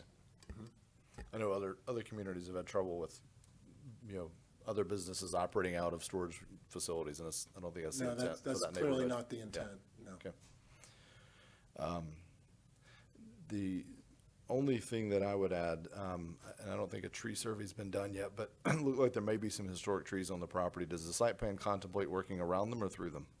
Well, actually, there has been we do have a tree Okay. survey already, and we've been working around them. Okay.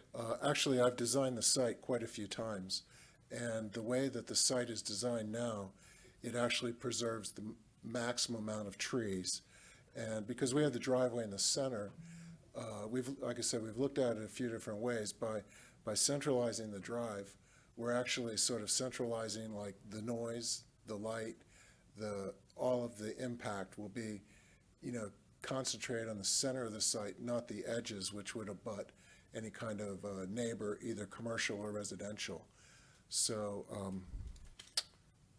that's the plan, and we're going to preserve as many trees as possible.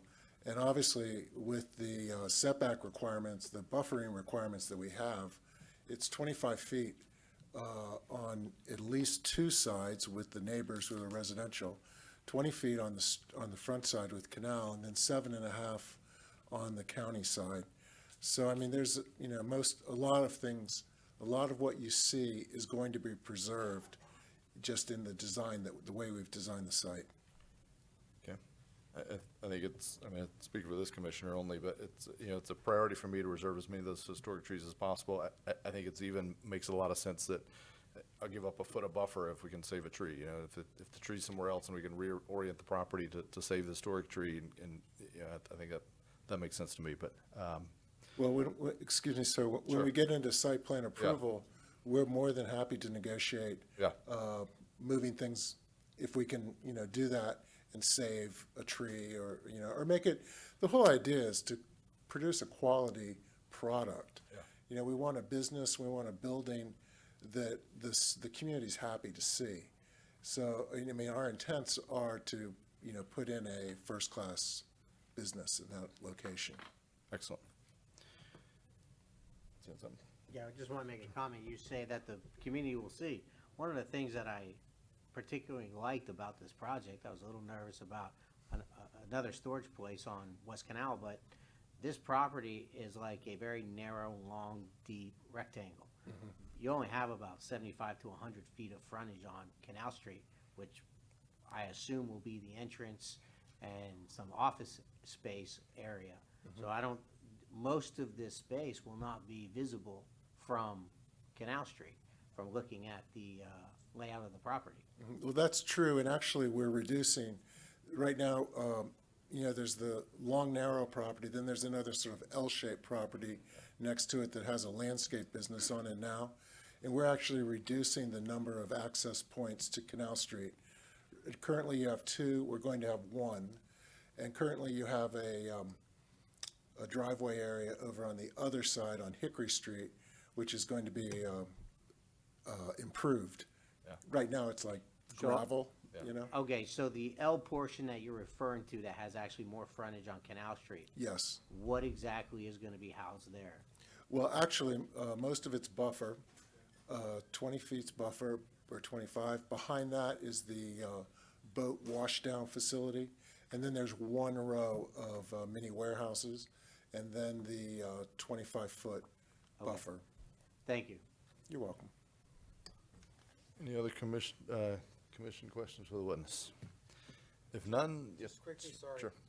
Jay, have you preliminarily surveyed any historic trees on the property already? No, we have the tree survey, and again, pending approval of the special exception, we're going to move forward with meeting with an arborist to determine what, the condition of the trees, and to determine if any of them are historic. Okay. We'll now hear from members of the public that wish to testify on this item. Please limit your remarks to matters which you have personal knowledge, and city attorney will swear you in. Gary Wilkins, 529 Prado Street, Smyrna Beach. Do you swear or affirm that the evidence you're about to give will be the truth, the whole truth, and nothing but the truth? Yes. I just had a question, had to do with the buffers. I was driving by the facility today, and I'm not totally sure of the location, exactly how this is all going in there. But there was a very heavily wooded area. And I was wondering, when we're talking about the buffers, that heavily wooded area is fronting, part of it is fronting along Canal Street. And can somebody tell me whether that buffer zone is going to include retention of those wooded area that's already there? Frequently along 44 and other places, you'll find when they clear cut everything, you wind up with one little row of trees that doesn't serve any purpose at all. So can somebody tell me whether that area of trees is within the area, and are they going to retain a natural buffer of trees? So I think Brian will probably best answer that question if you're able to. And as far as distances, I'll tell you, we're also working on that 44 issue as well, just so you know. Okay, With thank you. part of that's a UC problem that we're working through, but And that's not the site plan issue. yeah, This is a If I may, land. I got you. across Canal Street right here, you have a 25-foot setback. So none of the trees within this area are going to be removed. They will all be incorporated into the new heavily landscaped, extensively landscaped area that we're providing. And in fact, this area here is where the landscape business is now, and there's actually almost nothing buffer, yeah. between Canal Street and the street. So we're actually adding buffer between Canal Street and our business. Thank you. Thank you. Thank you. Any other members of the public wish to speak on this item? Come on up. You got one coming behind you that can go first, and then you can go right after that. Again, please limit your comments to this topic, and Carrie will swear you in. Hi, I'm Carolyn Thomas. My address is 2100 North Peninsula Avenue.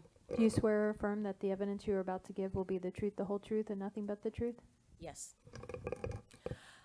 I just have a comment as a former storage owner, facility owner, and that is that we have to think as a community, what do we want Canal Street to look like? And I feel like having any kind of an entrance from Canal Street might not be in the best interest of the city. And I totally, I don't have any problem with the project at all, but the city is getting bigger, and, you know, people come in that way into the city. You know, they come down into Canal Street. So I feel like we should think really hard and strong about how we allow access to the storage facility. Thank you. Any member of the commission or the applicant wish to question the witness? If not, I don't think there's any questions. Go ahead, sir.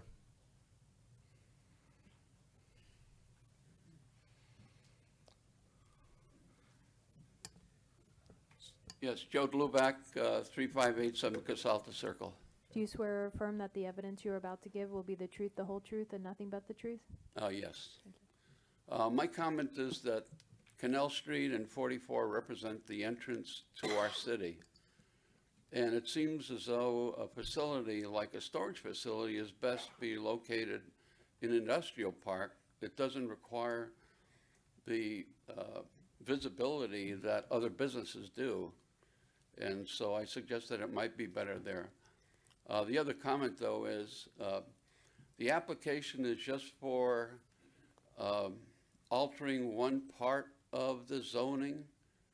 And I think the question is, what happens if that special section application does not get approved?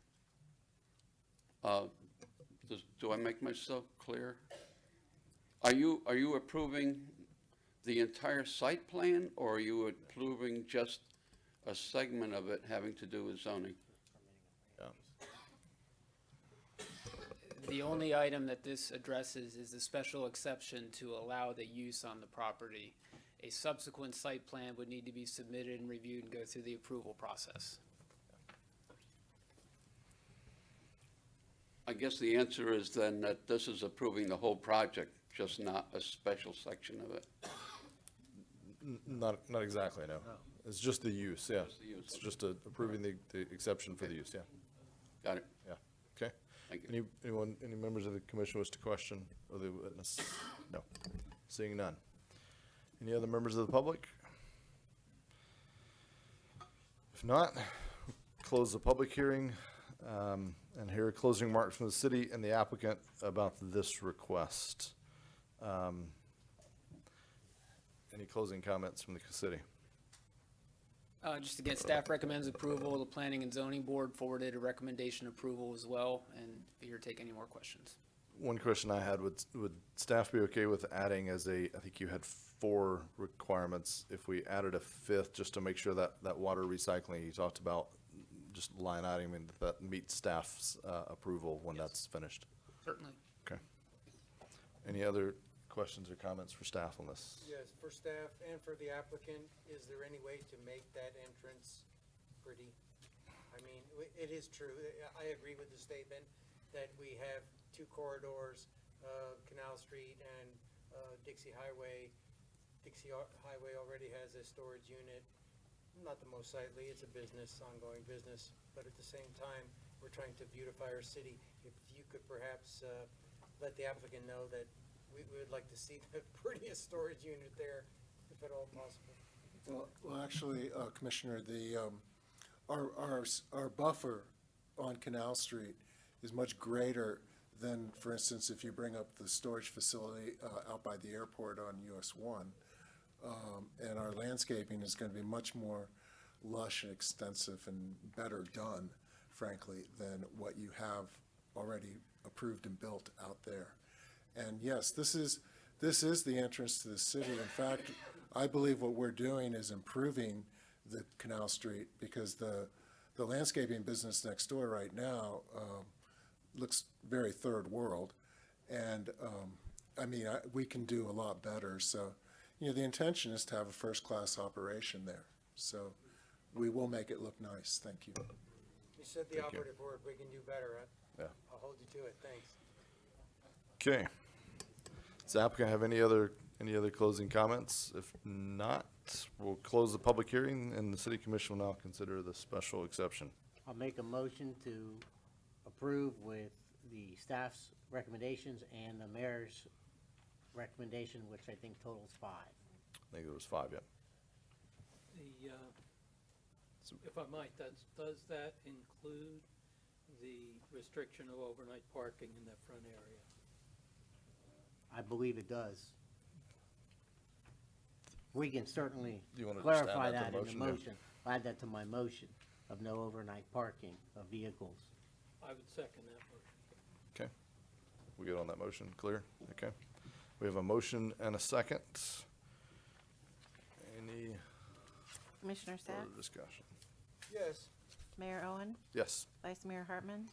Yes. Commissioner McGurk? Yes. Commissioner Colodi? Yes. Okay. Special exception application number SE 4-18 is adopted. Resolution number 2-19, consider a resolution approving the Owlsboro subdivision wastewater assessment. City attorney will read the resolution by title only. Resolution 2-19, a resolution of the City Commission of the City of New Smyrna Beach, Florida, relating to the construction and funding of wastewater collection facilities, creating the Islesboro Wastewater Assessment Area, confirming the initial assessment resolution, establishing the maximum amount of the annual assessment, imposing assessments against real property within the assessment area, approving the assessment roll, providing for collection of the assessments, and providing an effective date. Kyle? Yes, good evening, Mayor and Commissioners. As you may recall, at the last meeting, Resolution 0119 was adopted January 22nd, 2019. This created the Islesboro wastewater assessment area with method of assessing the cost. And this evening, we have the Resolution 0219, which gets in more detail with the assessment methodology, including the ERUs, prepayment amount, annual payment amounts, interest rates, et cetera.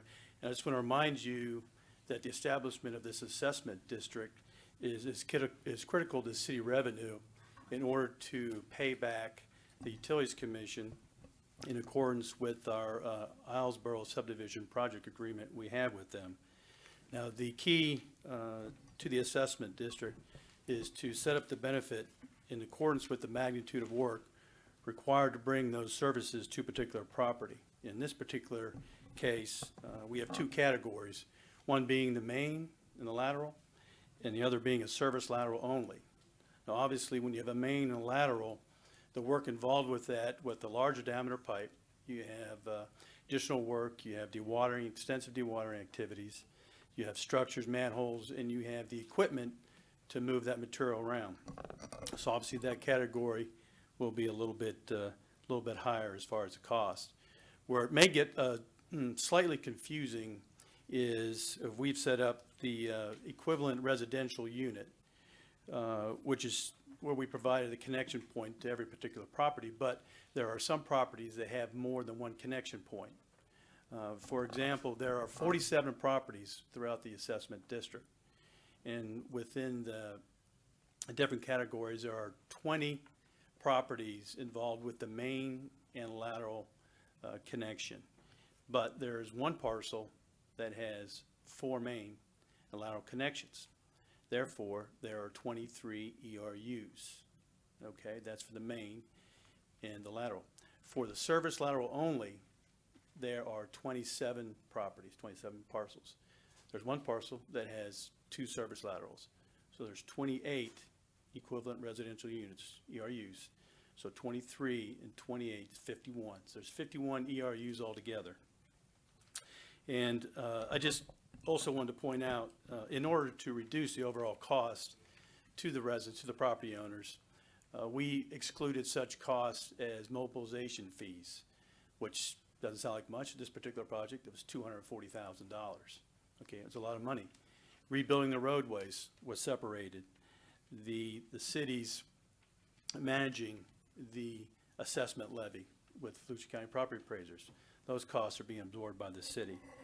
So the assessment costs really are just the actual the sewer construction, the labor and materials to install the infrastructure, design, permitting, the Utilities Commission oversight, inspection, and the professional fees, which added up to $362,488.58.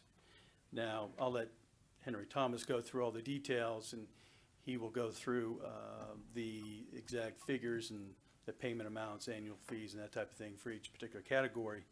But one other item I just want to bring up to your attention associated with the agenda item, although not in the resolution per se, is to get the commission's concurrence with reimbursing each property owner up to $3,800 in order to extend their lateral to the right-of-way. So the assessment district just deals with the infrastructure in the city right-of-way. There's a monetary burden for each one of our property owners, and there's 32 that currently have septic systems. They have to abandon the tank, crack the bottom, fill it with clean fill material, get a Department of Health permit, and run that 4-inch line all the way to the front. So we've agreed to $3,800. Just want to bring that to your attention. And with that, I will introduce Henry Thomas to go over his presentation. Thank you. Henry? Thank you, Kyle. Mayor, Commissioners, Henry Thomas, Public Resources Management Group. We're out of Maitland, Florida. So I'm here tonight to present to you our report on the Islesboro Sanitary Sewer Improvement Project and the associated assessment funding source. The project essentially consists of providing sewer lines and related facilities to the Hillsborough subdivision, as Mr. Fligley indicated. The proposal is to use a special assessment methodology to pay for the funding of those facilities. As discussed, there are two separate categories where current main lines exist. There's only a need for service laterals to allow those properties to have central sewer service. Other properties within the community will require the installation of mains, manholes, and other related facilities, including service laterals. As was mentioned, our approach to apportioning this is based upon an equivalent residential unit. That is basically the link to providing sewer service to the property. And by definition, each service lateral is treated as an equivalent residential unit. Now, there's two levels of cost between those two categories, but each category, the ERUs are based on the service lateral because that's the link to providing service to the property. So we have the 27 parcels that are service lateral only, and one of those parcels does have one of those parcels has two service laterals on it, so that consists of 28 ERUs. The other more high-cost category that requires the full complement of facilities are 20 parcels, one of which has 4 service laterals on it for a total of 23 ERUs. So as Kyle indicated, the total cost of the project is $362,488. That consists of direct construction costs of $274,811, engineering permitting costs of $46,790, costs paid to the Utilities Commission regarding inspection and their review of the project and capital labor costs of $15,087, and then legal and professional costs associated with setting the project up and the assessment methodology, $25,800. That is allocated between the two assessment categories. Obviously, the construction costs where mains and laterals are required is quite expensive, and the total there is $293,299. For service laterals only, it's a little over $69,000. So those are the costs that are intended to be assessed. As Kyle indicated, there are a number of costs that the city has elected to absorb in this process, so we're not recommending assessment of the full cost of the project. The next tabulation I have to share with you is just the assessment calculation. So again, for the mains and laterals portion of the project, total assessment dollars to be collected, $293,299, divided by 23 parcels for that category is a prepayment or total assessment amount of $12,752.13. Now, the property owner can elect to pay the prepayment amount, or as an alternative, there'll be an annual assessment for that category. It's based on a 20-year amortization of that $12,752 at an interest rate of 2.18%, and that equates to an annual assessment of $826.55. Of course, at any point, if the property owner elects to take an annual assessment and they begin making those payments, at any point they can pay the assessment off based on the amortization schedule associated with the assessment program. For the service laterals only category, the $69,000 is spread over 28 ERUs. That's an initial assessment of $2,471.06. That would be the prepayment amount. In this case, because it was a smaller amount, the annual assessment is assumed to be amortized over 5 years, again at 2.18%, which would result in an annual assessment of $548.96. So based upon those assessment recommendations, if you adopt them, you'll have put in place a special assessment program to recoup the funds that you've committed to pay the Utilities Commission to put this service in. I'll be happy to try to answer any questions you might have. Any questions from the commission for staff or the consultant? Not at this time. Seeing none, we'll now open the public hearing. Public hearing is opening. Any members of the public wish to speak on this item? Yep, come on ahead. Commission, mind if two of us are up? Yeah, you get 3 minutes each, but go for it. You can- Got brothers. My name is Mark L. Boucher. I live at 2536 Arlington Avenue. And I'm here for the portion of Art Center Avenue that has the 4 laterals on it. Concerning the $12,752.13 for the laterals that are there. That piece of property is listed on a tax return as one parcel. And therefore, I think that that piece of land should be considered as one parcel only and just pay the $12,752.13 and not that times 4. And if it wasn't for me and, of course, Kyle Segley and another gentleman that is part of the operation out there, we actually walked the property, and our first bill, and I'm sure it was going to be passed, was for 5 laterals on that property, and I'm sure the city would bill us for that if it wasn't corrected by myself and my brother. Thank you. Okay. And also, I think that's all we should pay, if we pay any at all. Okay. Did you all want to speak or just, no? Okay, No. thank you. Oh, This sure. property was given to me by my mother. It's been in our family for probably over 100 years, or at least 102 years. I always wanted it to stay in the natural state. I don't see where these people can come and tell me that my property can be divided into 5 pieces. Yeah. No, it was 5 to start with. Yeah. And charged me $80-some thousand on these 5 laterals. Now they've knocked it down to 4. And I don't think it's at all fair. Okay.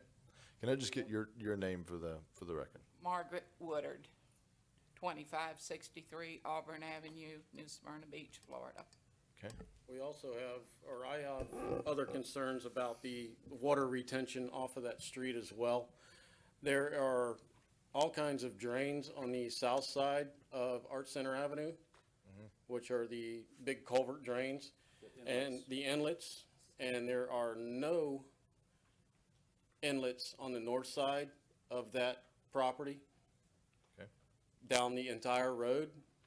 And I understand that the water that comes off of the houses and the road and all this on the south side are going into the inlets.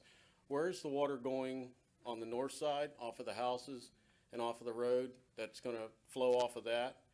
And the culvert that was put across the road on that piece of property in the middle of that is actually draining water onto my mother's property.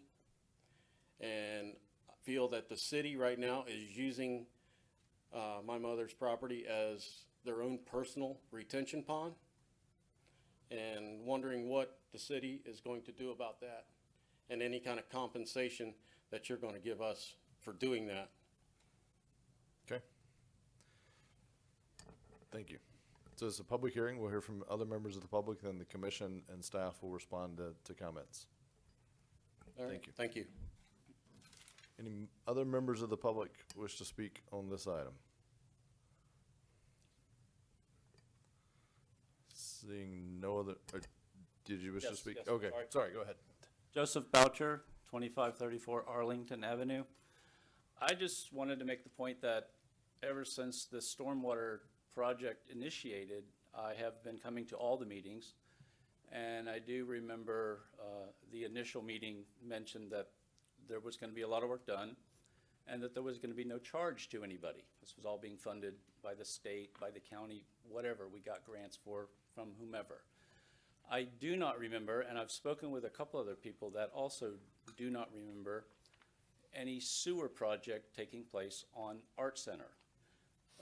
Before all of this started, there was a letter sent out to property owners letting them know that stormwater work was going to be done on Art Center, and there were a couple of options that they had to pick from. One was to bury the culvert on the south side and cover it up. The other was to access some property from the folks on the north side and create a swale, if you will. Most people did not like that. My mom did not like that, so it was handled in the other manner. But what I'm getting at is I don't remember anything being said about sewer on Art Center. I know in the immediate Islesboro area, yes, there were some streets that needed sewer, some extensions that needed to be made. So at any rate, this whole sewer project was kind of a shock to us because she got a letter in the mail literally 4 or 5 days before the meeting to talk about the assessments. So it kind of struck us and shocked us that she was getting hit for this kind of bill when we least expected that. I never drove down Art Center because I had no reason to drive down there. I knew there was work on Art Center. I assumed it was all stormwater. Then all of a sudden this popped up, and now we have this massive bill, or she has this massive bill, for something that we really were not anticipating. Thank you. Thank you. Yeah, let's we'll comment in a minute. Any other members of the public wish to speak on this item? Seeing none, we will close the public hearing. Any discussion by the commission? Commissioner McGurk. Thank you, Mayor. I got a few questions, a few issues to bring up. First of all, with Mark's issue with his properties, that is a little unique. We discussed it. I think he brought it up, and I'm not sure where that ended. Mark, Jay, I've known you for 15 plus years. And at the last meeting, I think I stopped you guys and I said, hey, let's make sure we tackle this issue. I haven't quite. Hang on. Public hearing is closed. Commissioner speaking. He'll call you back up if you'd like. So anyway, I had not heard from you, but I was hoping that you were communicating with city staff on that. I was assuming, because I hadn't heard from you guys, that things were being taken care of. I share some concern with you on how much you should be charged or how many laterals may need to go into your property at one time, especially if this is on the property records as a single parcel. It would probably have to then be divided. If you were going to sell it, break it up, maybe something can be done at that time if and when that ever happened. But Jay, I want to clarify something. The difference between a stormwater project and a sewer project, you're absolutely right, and so is everybody in the neighborhood. You were told it's not going to cost you anything. Stormwater. Now, ironically, the sewer issue came in soon after. We were able to piggyback off, and when I say piggyback, we were able to use a lot of these mobilization costs of $240,000 that we don't have to charge you, because we had a lot of equipment out there for that stormwater project. Y'all haven't paid a dime for the stormwater project. It's a great project, $15-16 million, and you know it's been a lot of trials and tribulations with all the construction in the neighborhood. I understand that. We had a small one in my neighborhood, and everyone who loved each other hated each other, and when it ended, everything settled back down. Especially on Facebook, everything went nuts. So I want to clarify the difference between the stormwater project and the sewer project. The sewer project is not free, and I don't think that anyone was ever told that the sewer project was going to be free. So I just want to make sure we're at least talking on the same wavelength here, and everybody kind of understands the difference between the stormwater project and the sewer project. And with the issue on your property, Mark, I certainly would like to get more into that, and I hope we can do something a little more than assuming I know all the details, which I don't think I do at this time. I'd like to get involved with, talk to you a little bit about it, and talk with city staff about it. Obviously, we can't do that right here, right now on the dais. Am I allowed to come back up? No. Not- Public hearing is closed. Public participation's closed. Yeah. So anyway, staff, with this issue, can you give me some basic background on that before we vote on this? What happened with, what is the exact issue with this property? what we were or were not able to do for this gentleman? Absolutely.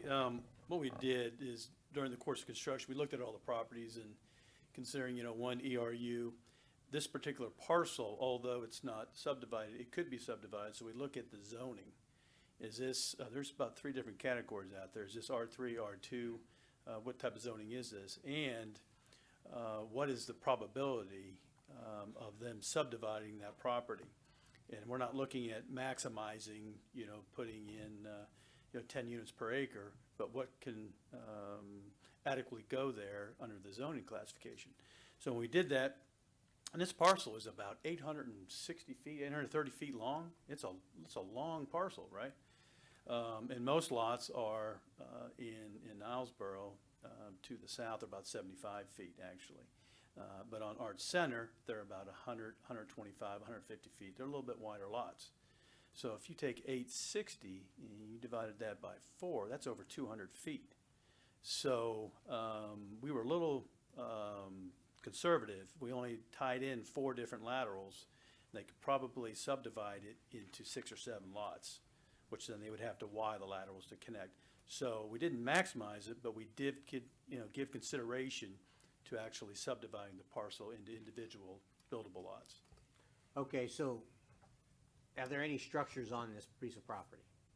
No, there are 32 developed properties and there's 19 undeveloped properties within the Okay. assessment district. So there's no structures on it that are gonna be using the sewer. There's not multiple structures. What about putting one lateral onto the property? And then if and when this property ever gets subdivided, each property being developed would then have to move that lateral, pay for the lateral at that time to come onto the property during a development project. Again, this isn't my expertise, so that just seems kind of like some common sense to me, that if the sewer wasn't there, you bring one lateral onto the property, and if that's not gonna work, if and when this property ever gets subdivided, it would be the contractor's or the property owner's responsibility to then further develop the laterals on the property. Right, and they would rip up the roadway, the infrastructure. It's more cost effective to do it now. And where do you put in that one lateral? Do you put it on the far east end, the west end? These were set uniformly. They were spaced apart and distributed uniformly across the parcel. The laterals. But The laterals, correct. Right, the main's gonna be there. Correct. So, but it's cost effective to who? In other words, To everyone within the assessment district, to go in now, to pay for all the mobilization costs, to get the unit price that we have because of the numbers is much more cost effective than coming in. If he comes in now, I'm gonna make them go in there and rip up the road and overlay the road. His overlay work will be more than the assessment cost for the whole one ERU, I guarantee it. And the laterals are already there. Yeah, they're already installed. The Yeah, decision yeah. will be whether you want to they're already installed. So Yeah. the cost is incurred. And remember, we're repaying BUC $362,488. So you would Yeah. recalculate the assessment over other property owners if you wanted to somehow, and I don't know what you justified on, I would have to look to the attorney for that, or our attorneys in the audience. We do have some assessment experts here in terms of attorneys, and I think you all need to address. okay, so something you said that got my attention. So this is a cost spread out over the usable properties out there. If we went from 4 to 1, the whole cost would be recalculated for everybody. Each person would absorb the additional cost of those 3 laterals. Under my theory, if we did, everyone else would have to pay more to absorb the cost of those 3 laterals. That's correct. Which is the way we calculate it. Well, it's certainly a challenging situation. Thank you for the, great assessment. Thank you for the information. I can kind of see why this isn't necessarily resolved yet.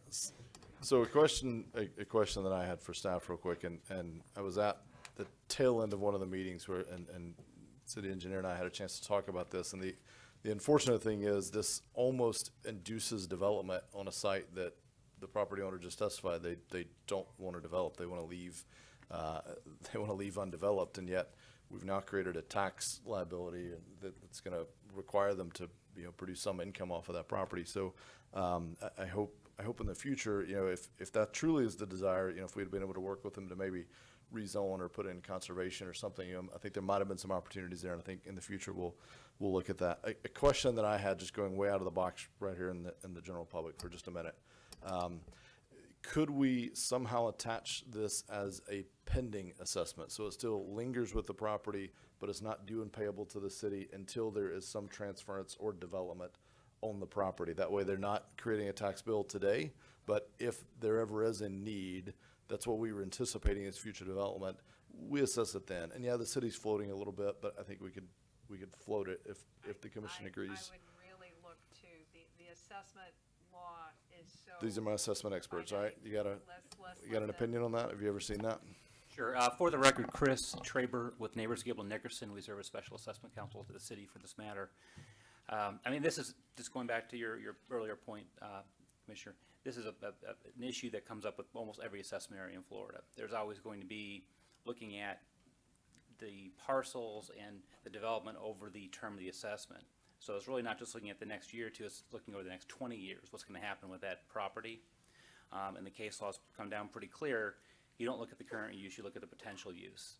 And so it's not a matter of whether there's development there or not. That's really, from a legal standpoint at least, it's irrelevant whether there's a building there or not. It's whether they have the parcel has a special benefit at any point in time. The owner wants to develop and use that special benefit. In this case, it's sewer service. In terms of whether you could have a credit now, or I guess is it a proposal that the city would pay the assessment until the property developed? Yeah, I don't know how we would structure it, but I guess the point would be you kind of pending development, that the cost isn't laid to the property owner until the use of the upgrade is made, and however, I don't know how we'd structure that on the back end. I don't even know the commission would approve it, so this is just brainstorming here. Right. And so I guess that's more of an impact fee type approach where you have them just pay the entire amount when they draw the permit to attach to it. Yeah. That would require basically the city to carve out anything that's not developed now and pay that assessment on their own until development occurs, and then go to the property owner, I guess, when they pull the permit, and have them pay it in, that amount. Yeah. I guess it's just going to be a lose to me if the property owner walks out and slaps a sale sign up, and next week we're approving 100 homes on that property that they said they wanted to keep in conservation. I don't want that. Commissioner Colodi.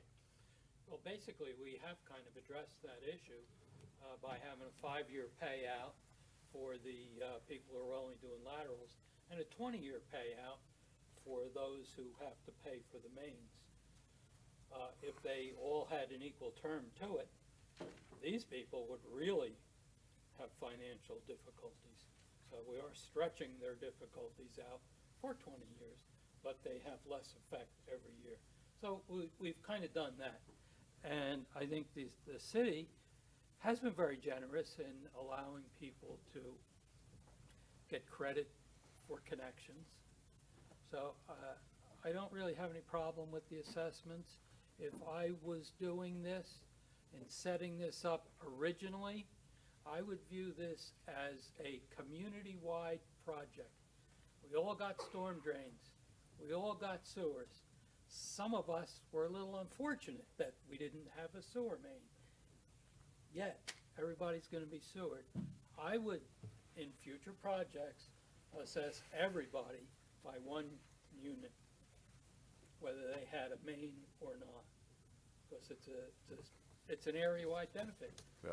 Okay. What it would do, it would raise the cost of the people who are getting their sewers relatively cheap, but it would equalize through the neighborhood. Yeah. I would hate to be the person paying $5,000 and having the guy next to me paying $80,000, which is basically what we're creating. Yeah. Okay. We'll keep that in mind for the next time through, but we got to get through this one first. Yes. Vice Mayor Hartman, any thoughts? My question, they had some concerns about the retention pond that's created on their property now. Have you been out there? Have you looked at that, where the water's flowing back onto their property? Yes, we've been out there. Matter of fact, we replaced the cross culvert underneath Art Center Avenue. There was one there prior to the contract commencing, And we put in a RCP pipe at or above the actual invert elevation, so it'll be higher. It's not supposed to backfeed. There was a natural discharge to the south. And of course, we have the flap gate valve on the discharge to Turnbull Creek. So it's not going to allow any surging back in through what was the ditch, which is now all piped. So we just replaced an existing pipe at the same elevation. Okay. Okay. I'll admit I'm still a little clear. I don't know that I got an exact answer to my question as to whether or not we have, I mean, is this an all or nothing as we sit right here tonight, or do we have some middle ground that we could work with? Or is it pretty, are there shades of gray? I don't. Just one point to help clarify this a little bit. Everyone in this room that's a homeowner in New Smyrna paid for the Islesboro Stormwater Project. The dollars in excess of the $2.4 million that were received from the Water Management District, we all paid. I live in Turnbull, but I'm happy to pay it because I think it's greatly, greatly improved Islesboro. The fact that our former city attorney allowed us to move forward and actually pave the roads that were remaining in Islesboro at no cost to the property owners. There were a number of property owners that in the last 20 years have paid assessments and are still paying assessments for their roads to be paved in Islesboro. So everyone that's received a paved road out of this project, we all paid for that again, if you are a New Smyrna taxpayer, on our stormwater fee that we pay each year. We would not have the option of utilizing stormwater money to offset anyone's assessment. To be very clear on that, it would have to be a general fund allocation. So once again, all the taxpayers of New Smyrna would be paying for one property in terms of an assessment on this sewer. It is a retrofit, it's infill. We went through so many decision boxes on this, so we understand exactly how difficult this is, and we do feel for the three folks, I think 2 brothers and mom, who really wanted to maintain this property. Yeah. But we heard the same thing that you heard tonight, that when you're doing the 20-year assessment, you have to look at the future land use potential as well. This was our first one out of the box, beyond the pretty straightforward sewer assessment on State Road 44 from Orange to Glenclove. It's probably the first sewer assessment the city has done in over 20 years, is what we've heard. It is a issue on your coming agenda with the Utilities Commission, are developing a long-range plan. I think we can learn from this one, get better at it. There were a number of suggestions made tonight, but in terms of how you would adjust that assessment role, you know, we've got to look, basically, there's so much case law and assessments in the state of Florida at this point, and that's what we had pulled in the experts, and I would really have to look for them to tell us if there were any other options for you on the property. Yeah. What I'll do is, Mayor, if I may, Mark, what I'll do is, I'm gonna vote in favor of this tonight, but I certainly want to work with you, get with you in the future and see if there's something that we all don't know about or something that can help relieve this burden on you guys, okay?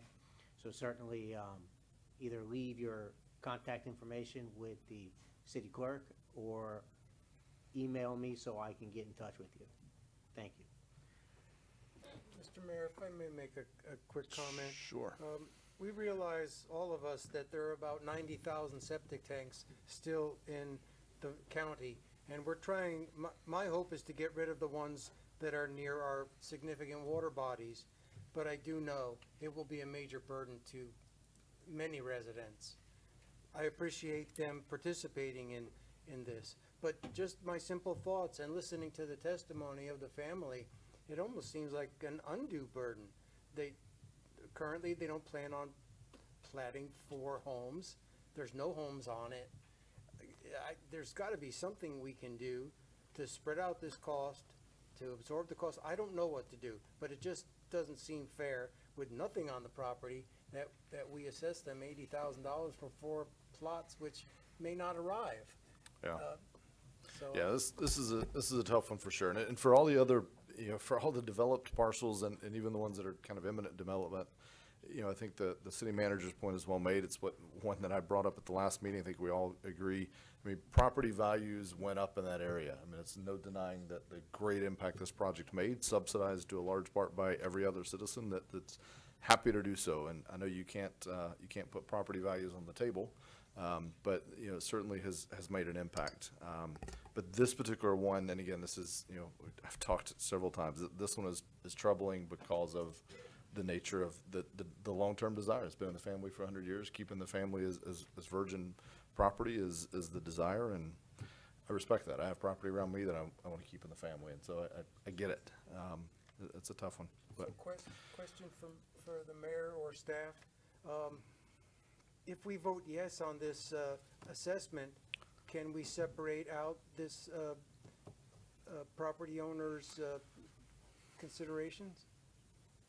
it's a question for, you want to? I think we would need to deal with it separately, just kind of brainstorming. I'm wondering if maybe you adopt this tonight and it stays as is, but we enter into separate negotiations with this property owner and maybe look at purchasing their development rights, put a conservation easement on it.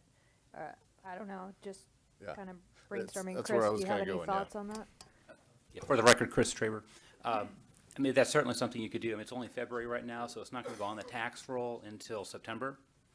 So you've got a number of months to sort of talk about it and possibly, you know, amend the roll if you so desire to.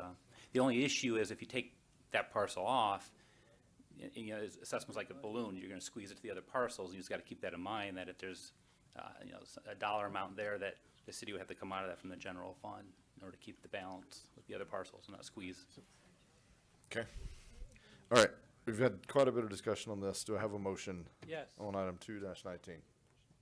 Mr. Mayor, although I disagree with the apportioning of the costs, I think it's too late to change that, unfortunately. So I make a motion to approve as is. Second. City Clerk? Mayor Owen, Start with me. Yes. Vice Mayor Hartman, Yes. Commissioner McGurk, Yes. Commissioner Clody, Yes. Commissioner Sacks. Yes. I do hope, contact city staff. I think we all want to see if there's a path that we can work through here. We hear you. I hear you. It's in the fourth quarter and the last second is the struggle, but we certainly hear you. And Mayor, just one correction. Sure. I think they're 80,000, they were still back on the 5. You know, we did the math up here, and You recalculated it for 4 of them, yes, ma'am. Yeah, it's okay. 50, not that it's good. Yeah, I'm not yeah, saying that in it's- any way. yeah. But it's 51,000, and I think the idea of the conservation easement is a great one, and we would love to get together with you next week. We'll see if we can work, something out. Talk to staff, yeah. Okay, got it.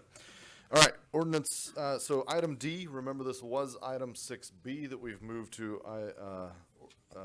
item D, which will be a first reading and public hearing. So ordinance number 6-19, conduct the first reading and public hearing of an ordinance which if adopted will amend the future land use for approximately 10 acres of property located at 600 Green Lawn. On this one? Well, no, it's item 4D. Okay. All right. So we're Sorry before about that, Mayor. Yeah. Okay, so we're still on section 4, item D, which was 6B, we moved up. City Attorney. Ordinance number 6-19, an ordinance amending the comprehensive plan, amending the future land use designation of 10 plus or minus acres generally located between Brook Street and Oleander Street north of Enterprise Avenue from medium-density residential to high-density residential, providing for amendment of the associated comprehensive plan maps, providing for public hearings, providing for required transmittals, providing for conflicting ordinances, and providing an effective date. Just an explanation, this is a legislative matter for this commission. And so per Florida statutes, it's 2 public hearings. So even though this is an ordinance on first reading, it's required to have a public hearing, which is why we moved it up. This is also going to play into when we get to your rules of procedure, when we talk about not voting on ordinances on first reading, we're really talking about quasi-judicial matters. So you are considering this legislative matter tonight at the public hearing, even though it's an ordinance on first reading. which, to cut to the real heart of that, if I understood you correctly, we could vote no on this, and it doesn't create all the same problems with the quasi judicial. Exactly. Yeah. Not saying anybody should or shouldn't, just clarifying that. All right. Mr. Fields. So I have a brief overview of the item, and representatives of the Housing Authority are here tonight as well. This subject is a future land use map amendment. And subject properties are located between Brook Street and Oleander Street and north of Enterprise Avenue. They're approximately 10 acres in area. The parcels currently contain 74 financially disadvantaged citizen apartments that are owned and maintained by the Housing Authority of New Smyrna Beach. Going back to the November 27th, 2018 City Commission meeting, the Housing Authority made a presentation showing a proposed 80-unit senior housing apartment building.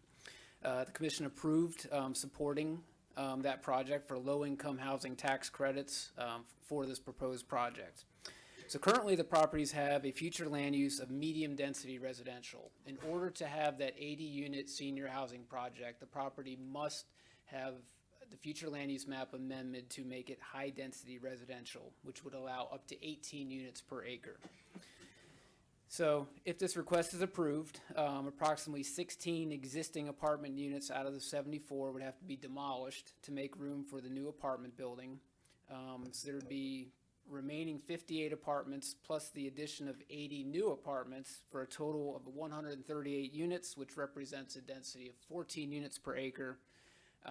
Again, the maximum would be 18 units per acre. With the 80, it would be up to 138. We did just today receive a master site plan for the development. I'd be glad to pass that out now. Staff has not had a chance to review this. So if the future land use change is approved and tax credits and state funding are approved, then the applicant would have to apply for a Class 3 site plan, would have to go through the entire process, including city technical review staff as well as planning and zoning board approval. At the January 7th Planning and Zoning Board, the board voted 4-3 to recommend approval, that the City Commission would recommend approval for the change. The amendment, we do believe, staff believes it's consistent with the city's comprehensive plan. Staff recommends the City Commission approve this request. Quick question, I think I missed it. The high density is 18 per acre. What is medium density? 8. 8, okay, got it. All right, this is a public hearing. We'll now open this item for public comment. Any members of the public wish to speak on this item? Again, this is the amending the future land use for the green lawn area. Are you coming forward? All right. At this time of night, I can't tell if people are headed that way or this way. All right. Randy Herman, 108 Esther Street. It's more of a question.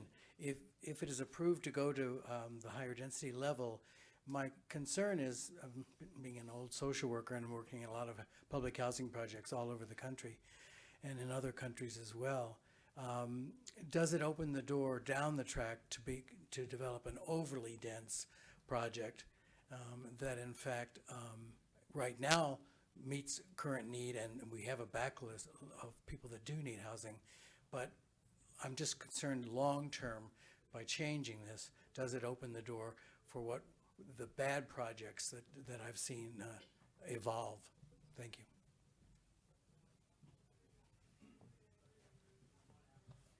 Any other members of the public wish to speak on this item?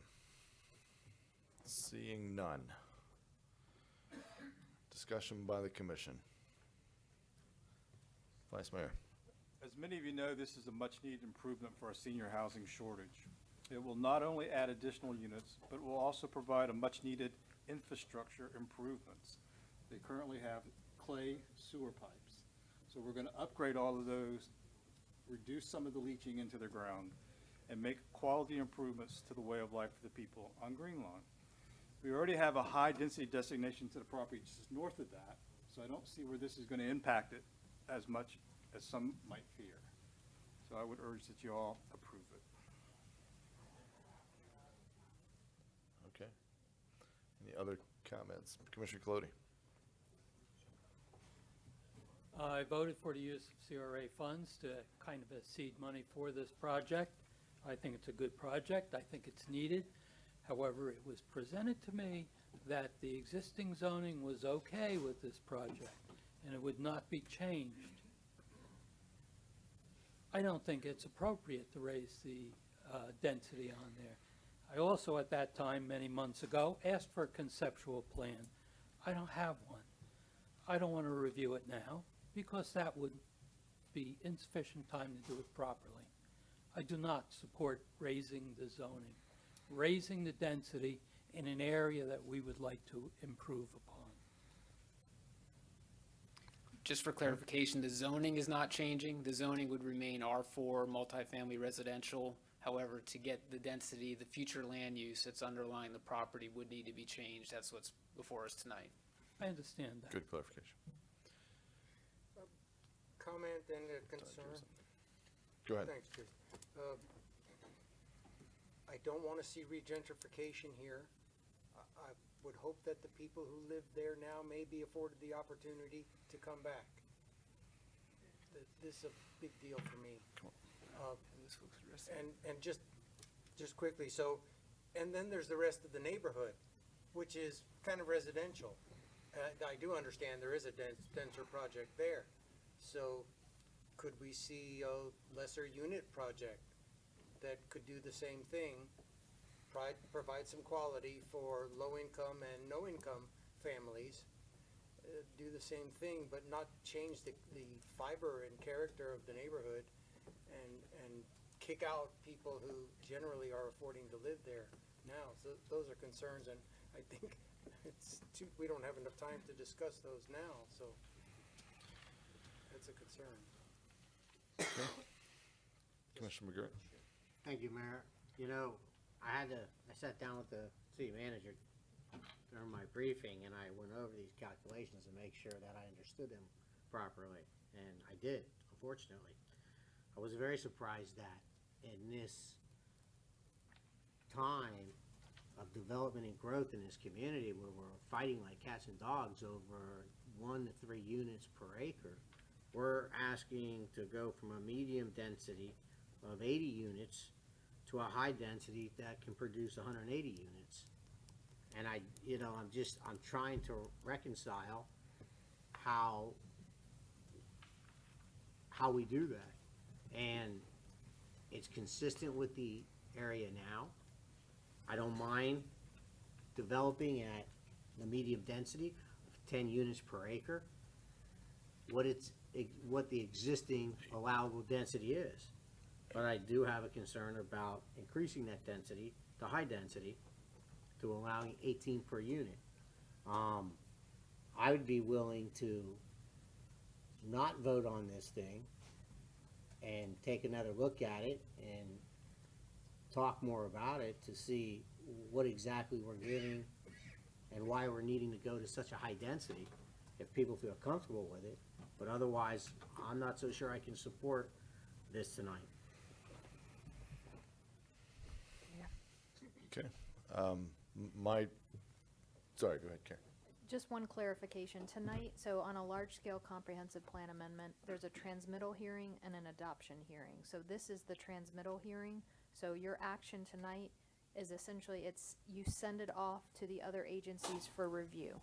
This item would come back to you for you to have further discussion, and you would take another vote at an adoption hearing. So this initial vote is to send it off to the And reviewing agencies.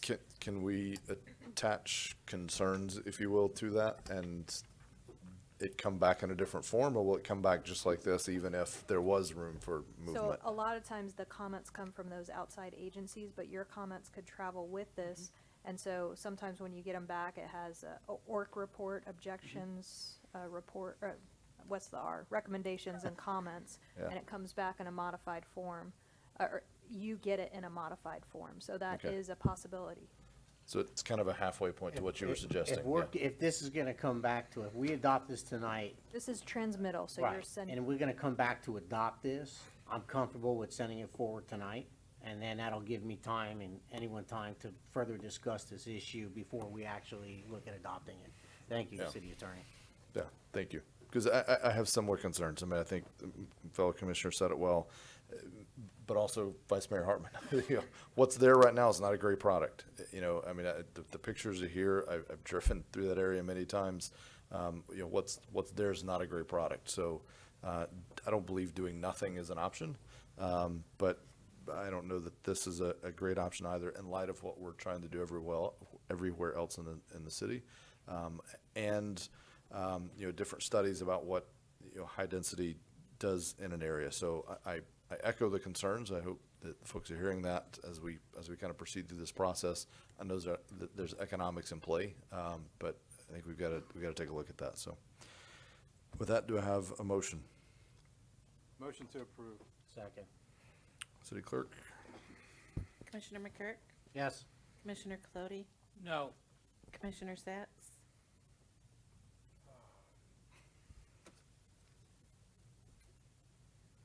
Can I raise a question? Do I have to vote? I don't think so. Okay. But No. Mayor Owen? yes. Vice Mayor Hartman? Yes. Yeah, but how did it go from me to him? Did you vote? No, I hear you, but it's a different path than normal. Did you vote? Yes. Okay. All right. Motion passed. Okay, motion passed, 3-2. Ordinance number 6-19 is adopted. But again, I hope folks followed the conversation carefully. Just one further question on that, Mr. Mayor. Sure. Has a date been set for the second hearing? No, it has to be sent off, gotta and so go we have to through, wait for the comments to come back. So once we get those comments, we'll have we have a special statutory display ad that has to be run in a newspaper. So, Brian, do you know how long it's taking DEO to get comments back at this time? Plus or minus a couple months. So it's going to be a little time before this is back in front of the commission. Okay. So, Mr. Mayor, question. Sure.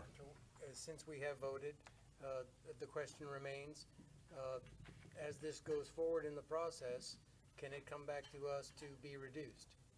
Yeah, so it's going to come back to you, and it'll be at an adoption hearing, and there may be changes to it. So you'll either see it in the same form, and if you aren't comfortable with it, you vote it down, or it may be modified based on the comments the applicant has heard tonight, the comments they received from the state, the comments they received from the other reviewing agency. May I change my vote? No. But I believe the It's still being transmitted, so it's okay. Same yeah. effect. Hang on, let me, I yeah. see that. I see that. It's moving forward, but I mean, they're sitting here. They've heard, there was, I think, maybe one resounding yes. I think everyone else echoed concerns that were similar to yours, so, yeah.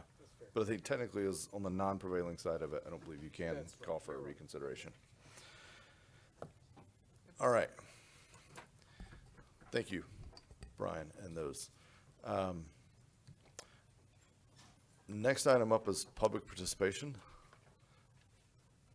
Before we do that, I'm going to call for a 5-minute recess. We still got a lot to get through, so 5 minutes. We'll be back at 9:08.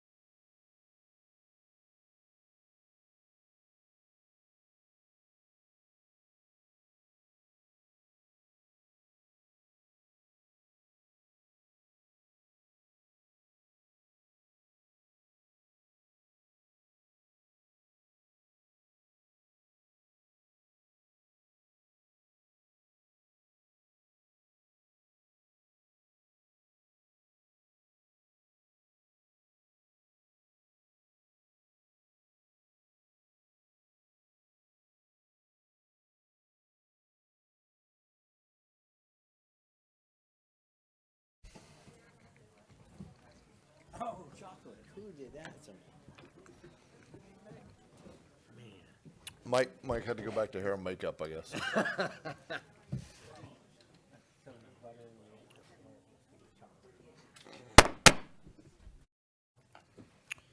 All right, next item up is public participation. This will be the last chance for the public to participate on any item on the agenda or not on the agenda. The rest of the items will be considered just here at the dais. So it's your chance, 3 minutes, speak on any item you would like. Any members of the public here wish to speak to the commission? Going once, seeing none. Joel, you snuck in under the wire. All right. I gave you one last chance. Be nice to us. I was nice to you. All right. Come on out. Good evening, everybody. Good evening. Commission, new commission. Glad to see you up there. Keep it up. My name is Joel Page. I live at 827 East 12th Avenue, New Smyrna Beach, Florida. Probably know me. I ran for mayor against that guy right there. Sorry about that. When I was running for mayor, my platform was based, well, mostly on two things. One was getting live streaming into the commission meetings here. Thank you very much. And the second one was the Brandon Center and the fiscal problems it has.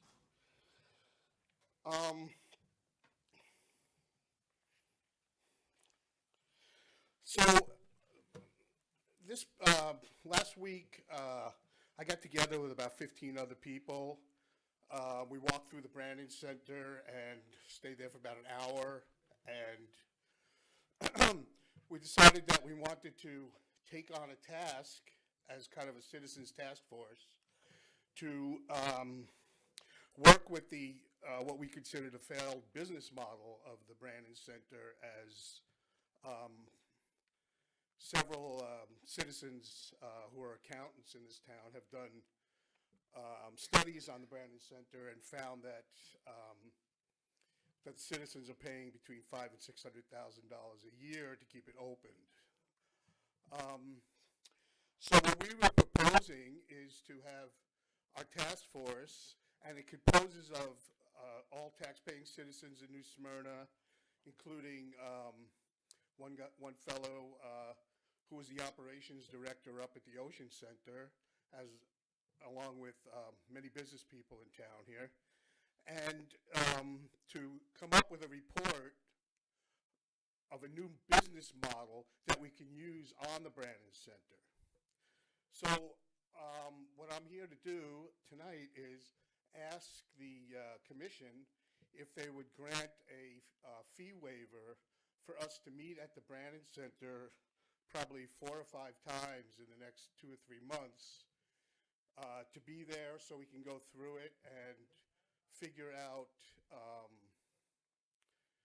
a way to make some more money out of the Brandon Center, which bring more money to the city, more money to the businesses in the area, and to use a $6 million building that is basically sits empty half the time.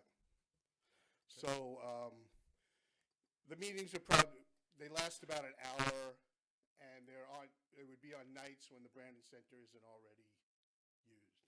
Okay. Oh. The irony is not lost on me that you just asked for a fee waiver to talk about increasing revenue in the Brandon Center. But putting that aside for a minute, thank you for your comment. We'll address them after everyone has a chance to speak. So thank you. Okay. Any other members of the public wish to speak? Seeing none, we'll close public participation. Any comments on, so one thing I'd say, I think it's a great initiative. I'm glad that the citizens are stepping up. I think the city is very open to good ideas to more utilize any city resource. I don't think, there's a lot of city resources that will never be profit centers. I mean, the sports complex, I don't know if we'll ever get there with the Brandon Center, but certainly if there's opportunity, I think it's great that you guys are stepping up. You know, part of the financial reporting we're doing, we're going to be talking about different segments of the city operations. Brandon Center will certainly be one of those. So look forward to hearing that. Any thoughts from the commission on the request on the fee waiver for this group? Could be a slippery slope, is my concern, but any thoughts? Does staff know what is the fee for a meeting of that kind of size and scope, just off the top of your head? I think they were given a quote of $200. We don't Per have a meeting? sales business model at the Brandon Center. As you said, we appreciate the help, and we were really excited. We hear Mr. Page might have a good concept for some musical acts or musical venues, which would be great. You know, we're happy to work with him. He'd had a couple of meetings with staff, but for a continuous rental fee, I believe the fee was $200 was what was told the group for one meeting, basically. Per meeting. Okay. All right. Hearing none. Well, I mean, Sure. just before, I mean, I'd like to have a little more information Yeah. than just to say, we're going to waive the fee for you to meet 4 or 5 times a month. Yeah. If you can come up with more of give us a detailed plan on what it is you're looking for, what you hope to do, so that we have some ideas on that. And it may not require necessarily a meeting, you know, you could just walk the outside of the building or discuss with staff some other ideas that we may have. So if you could bring us back some more information, I mean, I certainly would look at it again, but just, And City Hall is free. yes.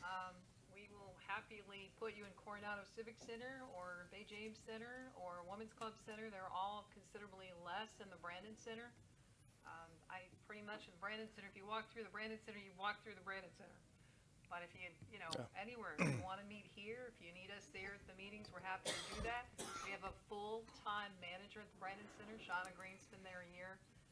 We are making probably, I would not be surprised to see us between 60 and 70% at the end of this fiscal year in terms of covering the cost.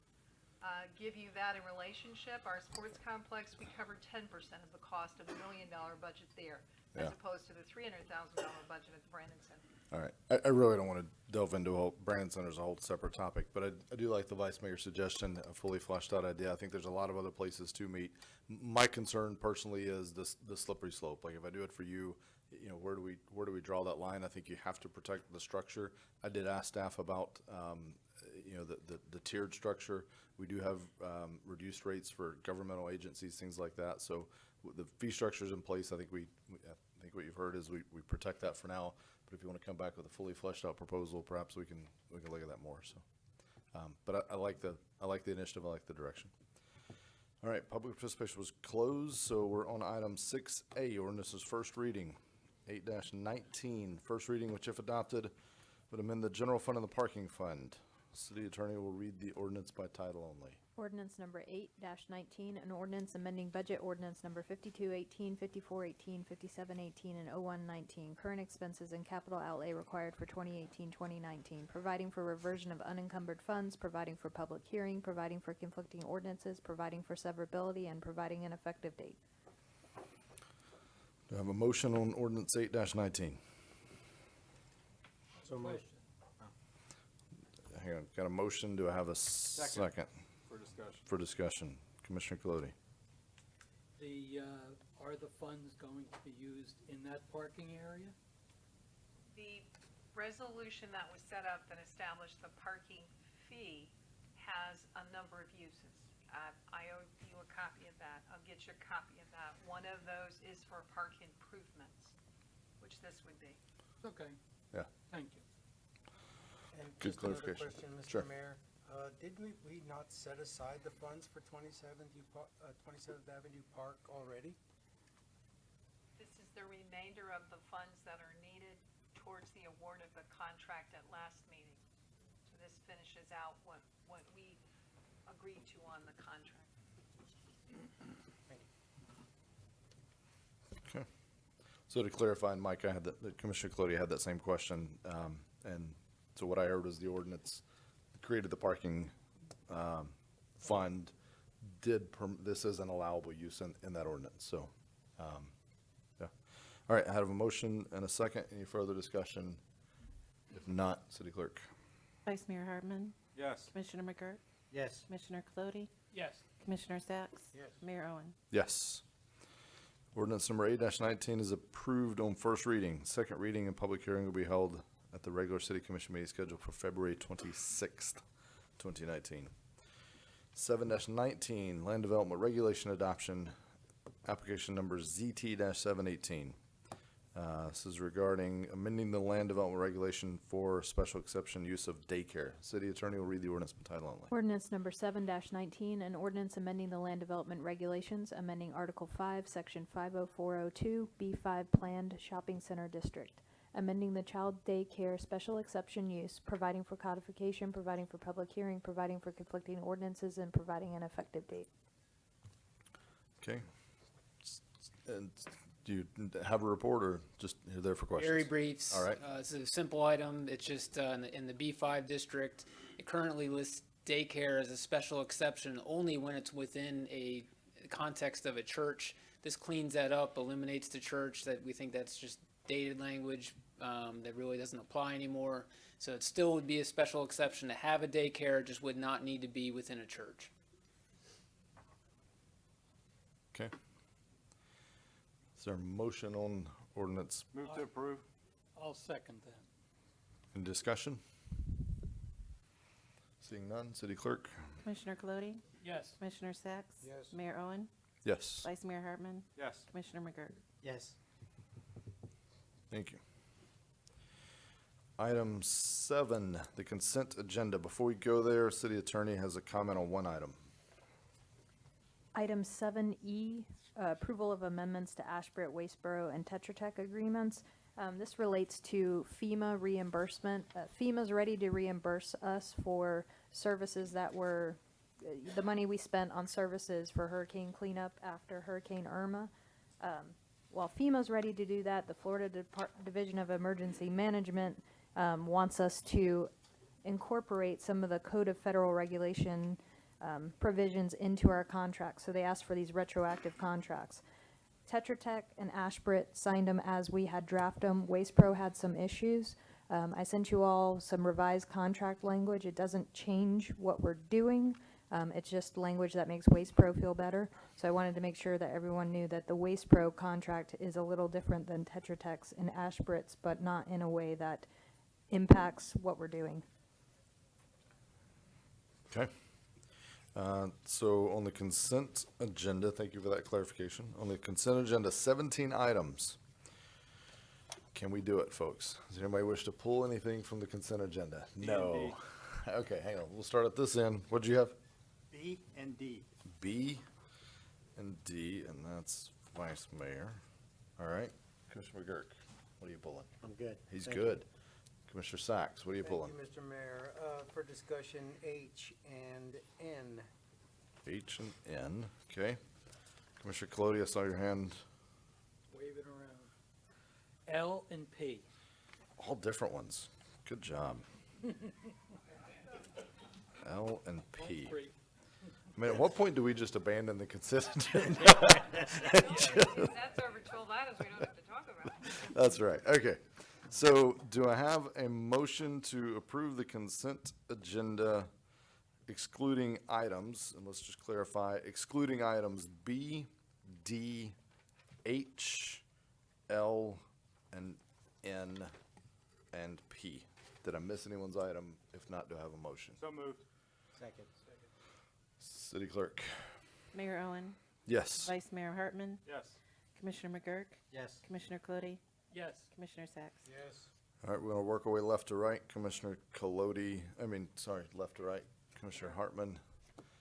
My question to the fire chief is, are we sure that the county's gonna go to this system and that because it says they may do this in the next 5 years, yet we're gonna purchase them So it's on this item year. B, right? On item B, the, Yep. Yes, the replacement radio equipment we're looking to purchase is compatible with what the county is doing. The timeline for their implementation is really what the true question is. And at one point, they had said they are definitely implementing this in 2017, now 2018, now 2019. So the absolute drop dead date of now is the end of 2020, according to them. But that timeline is constantly moving. The equipment we're purchasing is the same equipment the police department is purchasing is compatible with the finalization of the project. Okay, but, I mean, are we gonna purchase this stuff this year and sit on it? Half of the equipment, it will work today. Half of the Okay. equipment we are going to purchase today will work on the system as is built today.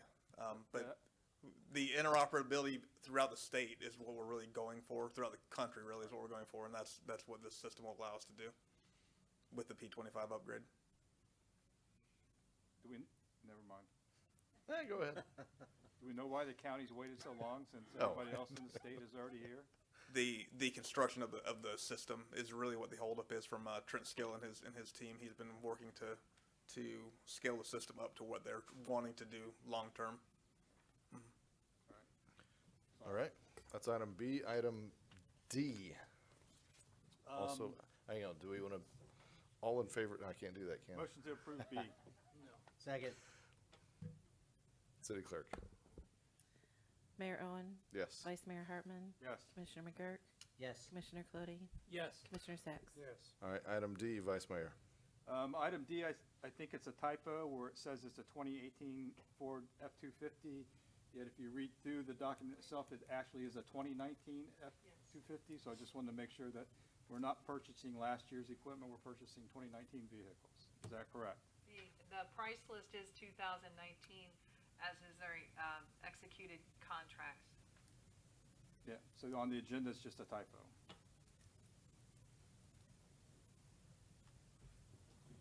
That's what I'm hearing. Make a motion to approve. Second. City Clerk. Mayor Owen, Yes. Vice Mayor Hartman, Yes. Commissioner McGurk, Yes. Commissioner Clody, Yes. Commissioner Sacks. Yes. All right, Commissioner Sacks, item H. A question on the Jeep Wrangler, $41,000, is that a typo? Have you priced Jeeps lately? Yes, and please explain the purpose. It's a totally different vehicle than a Crown Vic. Is it for four-wheel, sorry, Chief, is it for four-wheel driving on the beach or?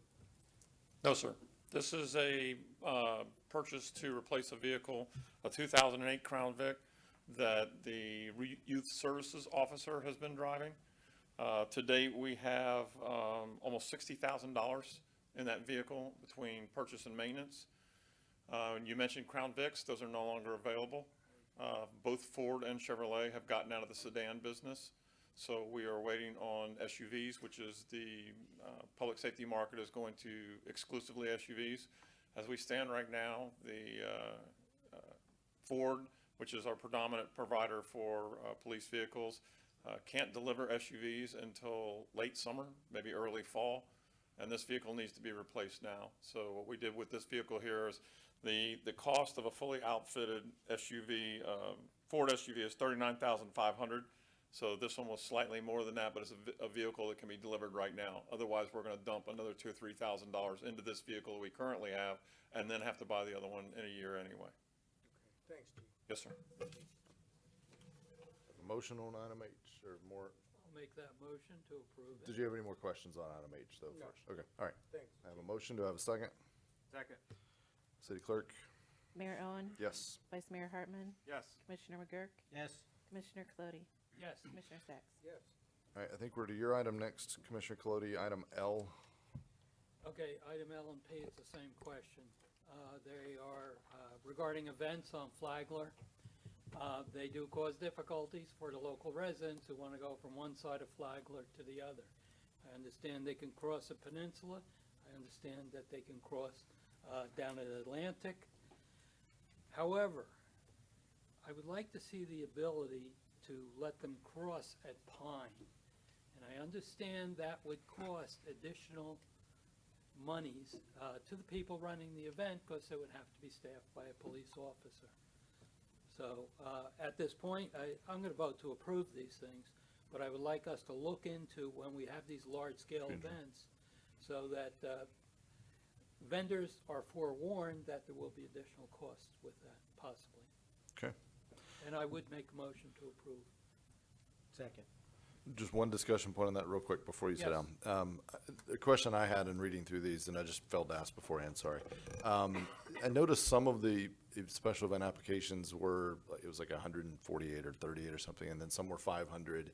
Is that the difference in the level of services we're providing via police and fire? Is that baked into that number, or is that an add-on separately? No, police and fire are add-ons That's what I thought. separately. Okay, so what's the difference in So a, the $500 is the special event over 500 or more participants. okay. Anything less would be $100. The 140 and change, that's the permitting, Yeah. their charge. So that's separate from us. Yeah, no, so it was the difference, it was the 500 and then I guess it was 100 is Yes. what I saw, okay. Correct. So it's the volume of the event, so, Yes. and the hard cutoff is 500 participants, there's no pro rata between 0 to 500 is 100, 500 and over is 500. Right. Is there another tier above 500? No. No, okay. Thank you. I had a motion and a second, City Clerk. This is for LNP, correct? LNP, that is correct, yes. Okay. Mayor Owen? Yes. Vice Mayor Hartman? Yes. Commissioner McGurk? Yes. Commissioner Clody? Yes. Commissioner Sacks? Yes. Okay, last one, Commissioner Sacks had item N, Yes, every year, the beer garden. every year we have a beer garden. One venue puts one on or another, and they take away their parking lots, so that causes people to park on people's lawns. And I'm frankly tired of it. I feel for those people. They tear up their lawns, they do a lot of nasty things in people's yards. So, gosh, if there was another way for Flagler Tavern and all the other venues to figure out how to have their beer garden without taking up their parking lots, I would appreciate it. I wish there was a way we could change it or regulate it somehow without affecting their bottom line, but that's just a comment I have. It's continual consideration for the neighbors. Anecdotally, I hear horror stories when these events go on. So I just wanted to say that for the record again. And actually, Q, to be brief, that's the same consideration. A solstice beer garden. You didn't pull Q, so we're not, no, I'm just kidding. Oh, well, I All will. right. Now, you already voted, it's already approved. All right, do I have a motion on item, what was that, P? N? N. Motion on item N. So moved. Motion. Second. Anybody? Second. Mayor Owen? Yes. Vice Mayor Hartman? No. Commissioner McGurk? Yes. Commissioner Clody? No. Commissioner Sacks? You know what? No. Okay. So, we have denied these items. Just Just N. the one. Yeah, sorry, just the N, because you didn't pull Q. So, Mixed. I was on the non-prevailing side. Does anyone from the prevailing side wish to offer any kind of a path forward, or are we moving on? No comment. Like approval without the beer garden or anything of that nature, but Well, if they don't have a beer garden, they don't need it. I think it's still a special event. Can they have their special event without taking away their parking lot? They can have anything they want on their property as long as they're not serving beer. Yeah, and The that approval was for the beer, not the closure of their parking lot. It's the outside serving of the beer that the commission needs to approve. So they could still have beer inside and Mr. Mayor, have quite a party outside. Yes. that raises an important issue. They got site plan approval, they have to require parking. How can they use it for anything other than parking, That's, whether they serve beer or not? Good question. You Well- asked the question of us. So it's, you know. Will you get back to us Sure. regarding site plan approval? That aspect of it, whether they can As take for away other- their okay. approved parking for whatever reason? So the question would be, can a commercial venue utilize their parking lot for a non-alcohol related special event? I'm yeah. making sure I it's- understand the question, that's so what I we think I can heard. ask Yeah, our attorney's office that question. okay, to do it properly, I would like the Right. commission to enter into that, but that's what I would like to Right. request. Did I hear the right question? Yes. And being on the prevailing side, a motion to revisit the item. Okay. Commissioner Hartman. Vice Mayor Hartman. Sorry. I made a motion to revisit. Okay. Get a second, we can talk about it. Do I have a second on that? I'll second for discussion. Okay. But I understand where you're going with it, and I think that's where some of us were also in line of thinking. So rather than deny it outright just now, we can move it forward. We can table it until the next meeting after we get some more input from staff. So, We're, Yes, it was a motion to reconsider. Right. Yeah. So we gotta vote on the motion to reconsider. So and now then- we've reconsidered, and so now we have a, so really just, we can either make a motion to table or move on, make no motion. well, don't we have to, didn't we have to vote yet. vote on the motion whether we will reconsider yes, first? Oh, gotcha. All right, sorry, vote on that. got ahead of myself. All in favor, say, no, we can't do that. Not yet. I'm gonna keep making that. We still can't, even after we change it, we can't. Mayor Owen, Yes. Vice Mayor Hartman, Yes. Commissioner McGurk, Yes. Commissioner Flody, Yes. Commissioner Sacks. And yes. All right, we are now officially reconsidering. Sorry.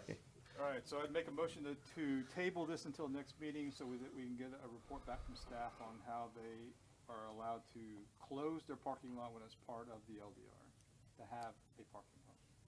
Is that what we were, Basically, yes, and Yeah. not just for this property, for all for property. all of Yeah. them? Do I have a second on that motion? Second. One discussion point that I had on that would also be, in the meantime, also if staff maybe could work with the business owner and see if they also have ideas or opportunities of how they might could work around this as well, and even mitigating the parking concerns. I mean, I hear you, and so maybe, can we construct barriers, I mean, not barriers, but, like the people in Riverside did with the, the detour going through their neighborhood with the, little stop signs and flags and, don't park on a lawn and stuff, so, yeah. So I had a motion and a second. Any more discussion on that item? It's a motion to table. Yes. Yeah, To the next Till next meeting. meeting. yeah, to the next meeting. Mayor Owen, Yes. Vice Mayor Hartman, Yes. Commissioner McGurk, Yes. Commissioner Flody, Yes. Commissioner Sacks. Yes. All right. The real action is in the consent agenda. That's the trick. I'm glad we all weren't planning on going to the beer garden. I think we just lost our invite, even if we were. Okay. Item 8A, approval of a proposal from GAI Community Group to prepare a physical impact study at a cost of $23,500. It's brought forward to ensure the intent of the goal has been captured. City Mayor and staff Commissioner, report. just, it's an important study. Highly recommend the city do this periodically, every 10 years or so, or in a high growth period. Really, it's a useful tool for several reasons. One is looking ahead to our density study, looking at the net fiscal impact of development, and then more long-term is using those results. You can use them to make development and planning decisions. That we really don't have that data today, and how much revenue is coming in, what are the true costs of various types of residential and commercial development, so we can evaluate that and hopefully do better planning going forward. Thank you. Do I have a motion on this item? So moved. Do I have a Second. second? Any discussion? Go ahead. Thanks. I just want to thank staff for considering this. This is crucial, critical. Residents who live here have always thought, are we paying for new growth? And I've always thought that we had. So this will maybe bear out some of that argument. It seems that growth costs us a whole lot. So is it really benefiting us, or is it growth just to benefit growth? Yeah. My only question, you may not have an answer, we may not have progressed far enough, but do you have any idea of when, like, what kind of time frame this takes to wrap up? It's about 90 days, so it's Okay. fairly quick. Good. Thank you, Brian. Any other discussion? If not, City Clerk? Commissioner Sacks, Yes. Mayor Owen, Yes. Vice Mayor Hartman, Yes. Commissioner McGurk, Yes. Commissioner Flody, No. Item B, so the proposal is adopted. Thank you. Item B, discussion of a resolution which, if adopted, would suspend small-scale annexation fees, rezoning fees, comp plan amendment fees, and advertising fees as a part of an overall small-scale annexation for properties located in the ISBA area. Staff report. Just briefly, this is a request to, if we want to suspend annexation-related fees for this year. It was not done last year. We definitely saw a dip in the total acreage that was brought in for annexations. The prior years, the acreage has varied widely, from 50 to over 900 acres. The intent here would be for the small scale, filling in, squaring up our borders, or, the infill areas, individual homeowners who want to come in, they want to annex, and sometimes they see that fee and it's just too high for them. So our recommendation would be to waive the fees for small scale, however, to keep them for the large scale, with large scale typically being a large development coming in. The second recommendation we have is to have that, if the commission desires to move forward with waiving those fees, have that run with the ISBA. So we wouldn't have to bring that back every year. It would run with that agreement until it's desired to be terminated. Thank you. Have a motion to Motion to approve. approve. Second. Discussion. Since Mike Zone is the Yeah. hole in the donut, I've talked to a lot of people, and that is, in fact, the problem, is they see these annexation fees, they see advertising and all that, and it's slowed them down. I was, at one point in time, I was going door to door handing out flyers, and, we were having some success in filling in this hole, but last year it completely went dry. There's several people already that are interested, but again, it's a fee issue.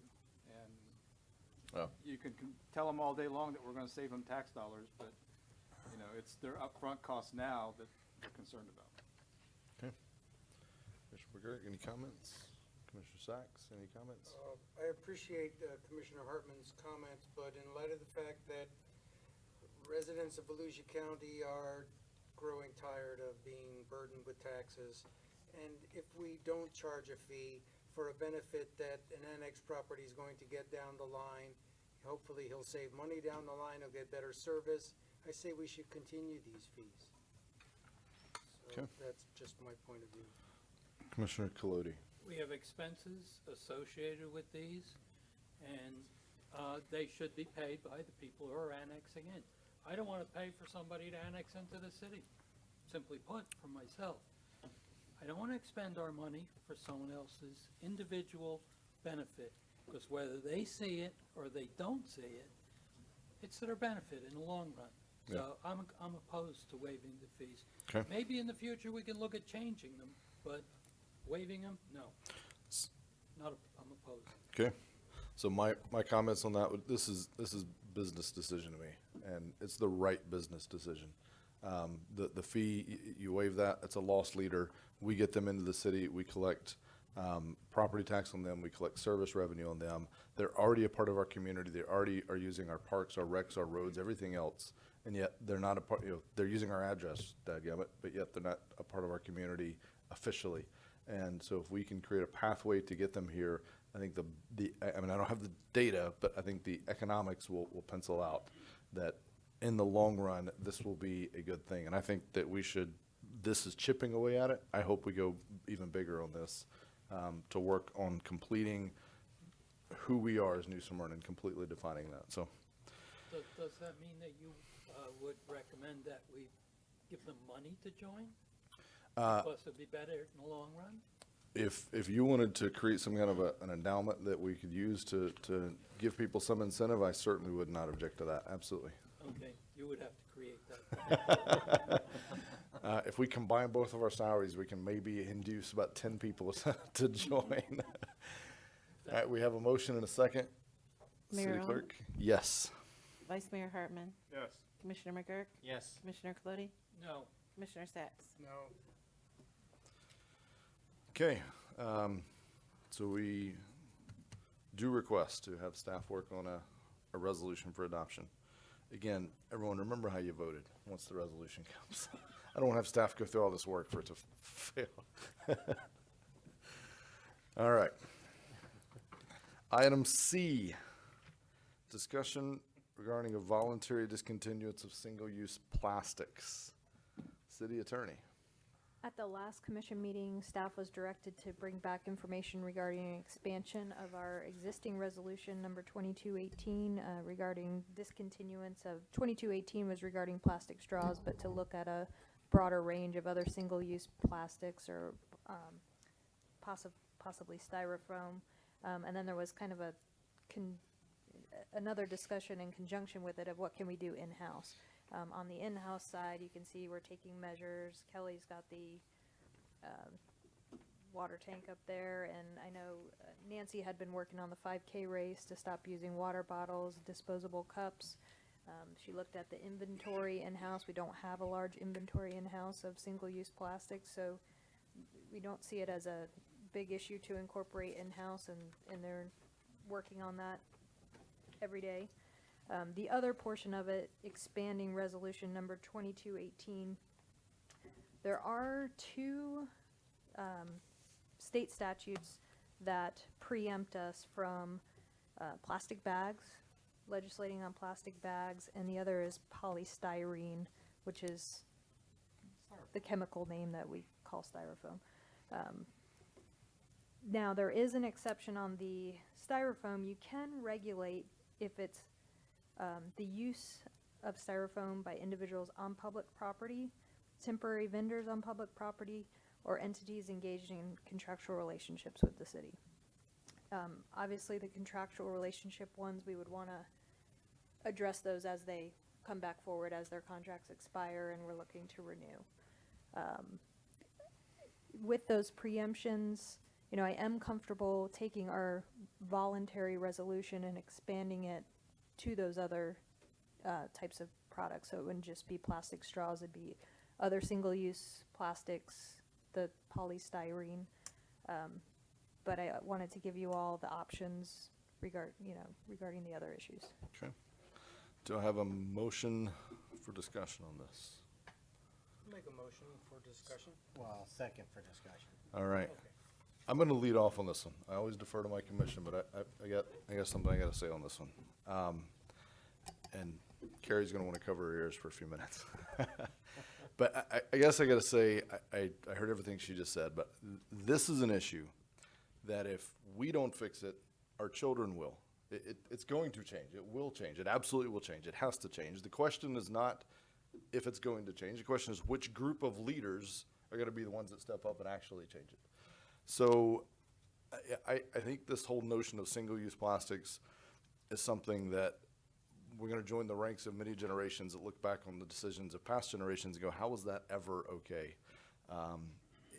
We've had a lot of focus on the straws. I think the plastic bags is another big issue. Communities across the nation, including our nation's capital, I believe, are beginning to charge fees. And it's not that you're trying to collect the revenue, it's that you're trying to disincentivize the behavior. So it's the exact opposite of what we just did with the annexation. And they're purposing those fees that they collect at the city, they're purposing for education and cleanup funds to help offset the damage done by those plastic bags. And it's a huge awareness campaign. So as you all just heard, Carrie says the state of Florida has basically determined that here at the local level, we shouldn't make that determination. So this is a home rule issue at the core. And I got to tell you, I think that we've been playing defense on home rule. I've heard a lot of talk about home rule, and we've been on the defense. And I think that it's time to put the offense on the field when it comes to home rule. So, I think there's a lot of issues, and I've said this many times, I think there's a lot of issues that we might not win in the legal courts, but we can absolutely win in the court of public opinion. And I think that we should step up and begin using that pressure to move the needle on lawmakers. And I can't think of a better issue where the public will be behind us than this issue to take a stand on. So I would love to see us tonight as a city send a message that we mean business on single-use plastics and that we mean business on home rule. I think we could do really two things. So the recommendation of the city attorney, We can follow the lead of other coastal cities that have eliminated single-use plastics and the styrostream foam, yeah, basically styrofoam. I think we can follow their lead. We can literally copy and paste the ordinances they've done, to the extent possible, you know, throughout the city operations, et cetera. We can copy and paste that here. I also think we can copy and paste what's been done in other states and implement a fee for non-reusable bags at large retailers. So that's over 5,000 square feet is kind of the standard that I've seen. With the proceeds of the fee used for conservation and education. And again, the blueprint's out there. We can copy and paste this to our community. I propose the effective date be January 1st, 2020. That gives us time to work through the details, time to build community support, time to respond to pushback that we might get from state level and beyond. There is a risk. There is a risk of people pushing back. I fully anticipate that. I think it's small. I don't speak for our city attorney. I speak for me. But I also think with the timing that we're giving plenty of time to see what those challenges would be, and we can adjust the strategy, but we can't continue to just sit back and not do anything. I think we have to do the right thing, and I think we have to fight for the right thing, and I think we owe it to the next generation to step up and be leaders on this. So that's my thoughts on this item. I just wanted to challenge us maybe to go even a step further out of the comfort zone, but you know, that's what leaders do. So any other discussion on this? I've seen Mike's hand. No, everybody else wants to talk? So basically, what you're saying is you want Yes. to change it from voluntary to mandatory. On the plastic bags, there'd be a fee I understand. charged on that. But in other words, the basic concept, you want to make it a law as opposed to voluntary. On the And plastic yes, there bags. are a lot of fine points. Yes. That would have to be written in there. Yes. I agree, and I think it should be mandatory, and I think we should do it soon and have it effective later on. I was reading in one of the many publications that somebody had put a bill together in the legislature to take it out of the hand of home rule. It's already out. Certain Only on elements of it. certain items. Some are, some aren't. Only on certain items. Yep. But they would like to take it out of our hands on everything. So I think we should act now. Use the example of the short-term rentals. We got ahead of that. That's a whole other issue. It's the same principle, It where is. we got ahead of it, and if they do take it away, we're exempt. So I think we should act as soon as we can. Just to be clear on what I've proposed on the bags, we're not ahead of it. We're behind it. We're challenging it. That's just to be clear. Commissioner Sacks. Sorry, hang on. City Attorney, No, do you I want to add just to was that? gonna clarify that point. On the short-term rentals, if your regulation was on the books prior to June 1, 2011, which ours was, Yes. these regulations saying local governments can't legislate Yeah. is already on the books. So it's not like we have a ordinance on the book that predates what the state did. I thought that Yeah. only applied to the short-term rental. It does, yeah. But if the state is going to enact, let's say in July, if our meeting, a banning of home rule on this subject, I would like our thing in place before that. That's all I'm saying. Commissioner Sacks. Yes, my mind is blown. I would have never dreamt that my commission and my city would be considering discontinuing single-use plastics, making an effort to be a green city, making a clean planet for our children. We have to clean it up. We cannot tell our children to clean up our mess. Now, when I brought forth the straw voluntary discontinuance, we did have some pushback. But you know what? A lot of people bought in, and word spread. And we're doing something right. And so when I hear my colleagues on both sides saying, let's legislate it, I'm like, you go, boys. But at the same time, can we, if we are challenged by the state and they challenge our home rule, can we also include voluntary discontinuance and possibly, in the meantime, before 2020, can we add on voluntary discontinuance? So just to be clear, what I had proposed, which we don't really have a motion on yet, but just so we're clear, there's two elements. One is we copy and paste what's been done in many other communities around what we're doing voluntarily. You can do anything voluntarily. We can voluntarily ask people to give up cars. We can do whatever we want voluntarily. There are restrictions we can absolutely do. Other communities up and down the coast have done. We can copy and paste that. And so it's limiting certain things on city property and city contracts and city property, and we can also direct staff to do whatever we'd like. Let's keep it within reason. I don't want to see cost go astronomical. So I think all of those things are within the box that we're absolutely okay to work in. I'm saying we push outside of that box a bit, and this is where I'm giving us the longer timeline, because there's going to be pushback. There's going to be things we have to go through. I'm just trying to take this issue to the forefront. I don't want to keep cowering behind the issue saying, well, we would, but we can't. I want to say, we can't, but we did, is what I'd rather say. So just to be clear, and I think the other one, yeah, we can move that as quick as possible. I'm only asking for a little time on the other one just to let that play out. And I'm not looking to get us mired into multi-million-dollar lawsuits that's going to bankrupt the city. We'll have time to back down if that's where we land, but I don't intend on backing down easily. Okay. I want to hear what. Yeah, I was about to say, let's keep on going. First of all, I need clarification on what we're talking about. You always need clarification. Because we've talked about voluntary, Yep. and I don't think that's what you're talking about. So let's slow this discussion down a second. Okay. And run it by everybody real slow. What exactly are you requesting? I know we have something here, and then you propose something. So what exactly, spell it out, what it is that you'd like to accomplish? So I'm asking for, the city is, if we've studied what's been done already in the state of Florida and has had no challenges to, the city is able to require certain things in city property, so on city property, and certainly of city operations. So those are things that there's nothing that will stop us from doing that.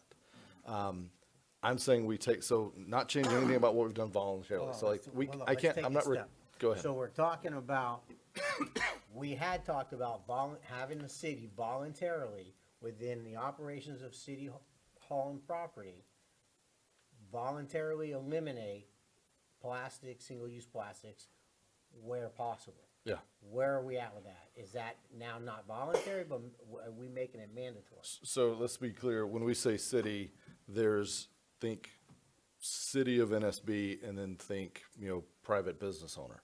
Private business owner, I'm we're thinking not. about the municipality. The city of municipality, Smyrna Beach, yeah. in terms of the I operation think function. the municipality, we absolutely can make that mandatory. I think it's within reason. We have to give staff discretion. I don't want to see our cost be, triple because we're trying to find fertilizer that doesn't come in a plastic bag. Well, I agree with mean, you. you know, So, it's- but you said we gotta give them options, but we can make it mandatory. So again, you're starting to lose me there. And you hit on the key concern that I have, which is what exactly is the impact gonna be? I'm not talking about whether or not we use a plastic cup or not here with city staff. Yeah. But before, I'm listening to this discussion, first of all, I wanna say I think overall it's great. I think you're right, and Jake is right, and where we wanna be. Now, the problem is the devil's in the detail. Yep. So I've heard a lot about and so I need you to clarify, number one, are we talking about voluntary programs or mandatory programs? For what we're putting in place, these are mandatory programs, but these are reasonable mandates. So I guess maybe Okay. that would sum it up. So mandatory both in the public sector, the municipality of New Smyrna, and the private sector. Not mandatory in the private sector on all the other stuff besides the plastic bags, so let's take that issue to the side. On the things like straws and single-use plastics, we can't mandate that at a business level. I think that's there's way too many details on that. Okay, so we're gonna make, what are we making, what's the proposal to make mandatory in the private sector? So in the private sector, what would impact the public in the private sector would be the fees charged at point of sale for plastic bags, and actually paper is pretty common as well, because it has just about as bad of an impact environmentally. But the paper and plastic bags charged at large scale, and again, all this can be defined. I mean, what we're doing today is giving staff direction to come back with some resolution. So, but the proposal would be what I've seen most common everywhere else is 5,000 square feet or larger retail shops. Okay, I'm trying to hang with you. All right. You're making me nervous. Now you've gone from plastic to also paper. So you're making me nervous. So it's, I'm so not- it's, so it's single-use bags at a retailer. Plastic is the main focus. A lot of these are rolling it in and saying paper and plastic. If we want to stop at plastic, I'm okay with that. So we're talking about So when you check out single-use at, bags so when you check out a at Walmart, retail- yeah, At a retail establishment over 5,000. 5,000 square feet or larger, yeah. Okay, so what I Charging think a is, fee on what I this. think is, first of all, we need to get all of this we're talking about, and that I'm having trouble following exactly what it is, and I'm not sure we're all articulating exactly what it is we mean, to get this on paper, and then look at the impact on how this actually will affect the businesses in town. So if you're asking that you want to create that, move forward with that, I can Yep. understand that. Yep. But if you're wanting to move forward with adopting any kind of plan, Yeah. I can't support that at this time. So what we're doing tonight is supporting the moving forward to develop the plan. I mean, that's all this is. We have zero, there's no details behind any of this. That's what we're here to flesh out is what do we go tell staff to work on? What direction do we give them? So I'm asking, the blueprints are out there. And first of all, from the retailer standpoint, they've done this. In Illinois and Washington DC, you check out at a Walmart and you get your bags in plastic and they count how many you use and there's a fee on the bottom of your receipt. I'm certainly They not have the against systems to researching do it. this, but I think we need some kind of matrix that's gonna explain all the details that you're talking about. Yep. Whether it's private sector, public sector, who's gonna be included, who's not, what products are included, what's not. And then once we get that, we're gonna need to understand before we make a decision on that, what exactly the impact is on those businesses. And I certainly hope we would at least take enough time to make sure that we reach out to the people that it's gonna affect in the community to get some feedback from them. Because I think we can create some unnecessary panic and hysteria in the private sector. Because Yeah. this is, and I mean, where I would have gone with this, you're certainly taking this real fast, and maybe that's where the commission wants to go. I would have liked to have seen this voluntary is right. I think a lot of our community, a lot of businesses in the community have been proactive in a voluntary manner. Absolutely. I certainly have. I've reached out to the suppliers that I'm required to buy from to see what's available and if and when it would be available. Where I would like to go with this is I would like the city, or be willing to have the city spend some money to get out a campaign in our community about reducing that footprint of plastics that are so harmful, single-use plastics. You certainly have taken this a big step forward, Yeah. and if we want to take a look at that, I'm okay, but I think we need to put a lot of detail into everyone understanding what it is and include the private sector. The public sector, whether or not the city, that's great, we can do that. But I think we need to be very cognizant of where the private sector is gonna be with this, and we include them as part of this process, as opposed to simply just putting out some guidelines and saying, that's the way it's gonna be. Yeah. So, hang on. The private sector, first of all, this, I don't have all the data in front of me, but, very, the irony of the water bottle's not lost. The private sector this is a pass-through, this is like collecting a sales tax on the private sector. So to the extent that, a 5-cent fee on a plastic bag influences purchasing decisions as you stand in aisle 9 of Publix, the data's just not there. It doesn't impact the private sector. They are pass-through, they collect, they remit. It doesn't impact. And the fact that it's limited to large-scale retailers, they have the systems, they have the administrative capability to do that, is not overly burdensome. That being said, happy to engage the private sector. Absolutely think we should. This is kicking off that conversation. The point of tonight was, we're talking around this. I'm just trying to open the aperture on this and say, yeah, this is something, and we can certainly slow roll this and look up 20 years from now and still be talking about voluntary. I'd like to see us do more. Commissioner, Vice Mayor Hartman hasn't had a chance to speak. I'm My only coming to you comment is next. there's currently a Senate bill and a House bill proposed already to ban plastics in the entire state of Florida. So depending on what the legislature does in the next legislative session, it may not be an issue for us to even consider or decide. It may be done for us at that level. And don't you think some good media and press coverage coming out of the city of New Smyrna will help that case? I know you're talking, this session's gonna start in, 30 days? So, you know, you're asking staff to do a lot of work along with everything else that we've already got on the agenda and on the plate for the next 2 months. You know, I certainly think that we can go ahead with what we're doing on a voluntary basis, and it's certainly within the city limit or city staff, city functions, but I mean, the rest of it may be resolved at a higher level than us anyway, so. I didn't know if you were aware that there is a House and a Senate bill. I'm also aware there's a House bill, or I don't know if it's House or Senate bill, that completely rescinds all home rule. So, I mean, there's two sides on that coin, and we'll see which one gets momentum. I'm wanting to put momentum behind the right one. And you're right, and that's why I'm putting time on the tail end of this. There's not a rush necessarily to stand this up, and we're not trying to implement this by tomorrow. Even having this discussion will start heading things in the right direction. And so I think what I'm looking for is support to just open the aperture from this voluntary to this being, let's step out and be leaders on this, even if it means we're pushing into a little bit of a headwind at the state level. And maybe it becomes a moot point, maybe it doesn't. And as far as the staff time and whatnot, again, this is copy and paste type stuff. I mean, I hear you, it is time. The most staff time will be in figuring out how, you know, what we do as a city municipality entity. But all of this other, the ordinances and everything else, I mean, the blueprint's out there. There's a lot of other communities that have done this. Commissioner Colodi. I make a motion. First, we're spending a lot of time talking about things we don't know anything about.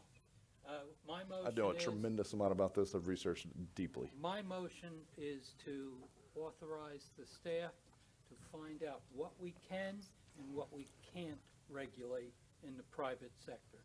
Because I'm fully confident that the city itself is regulating itself by eliminating them.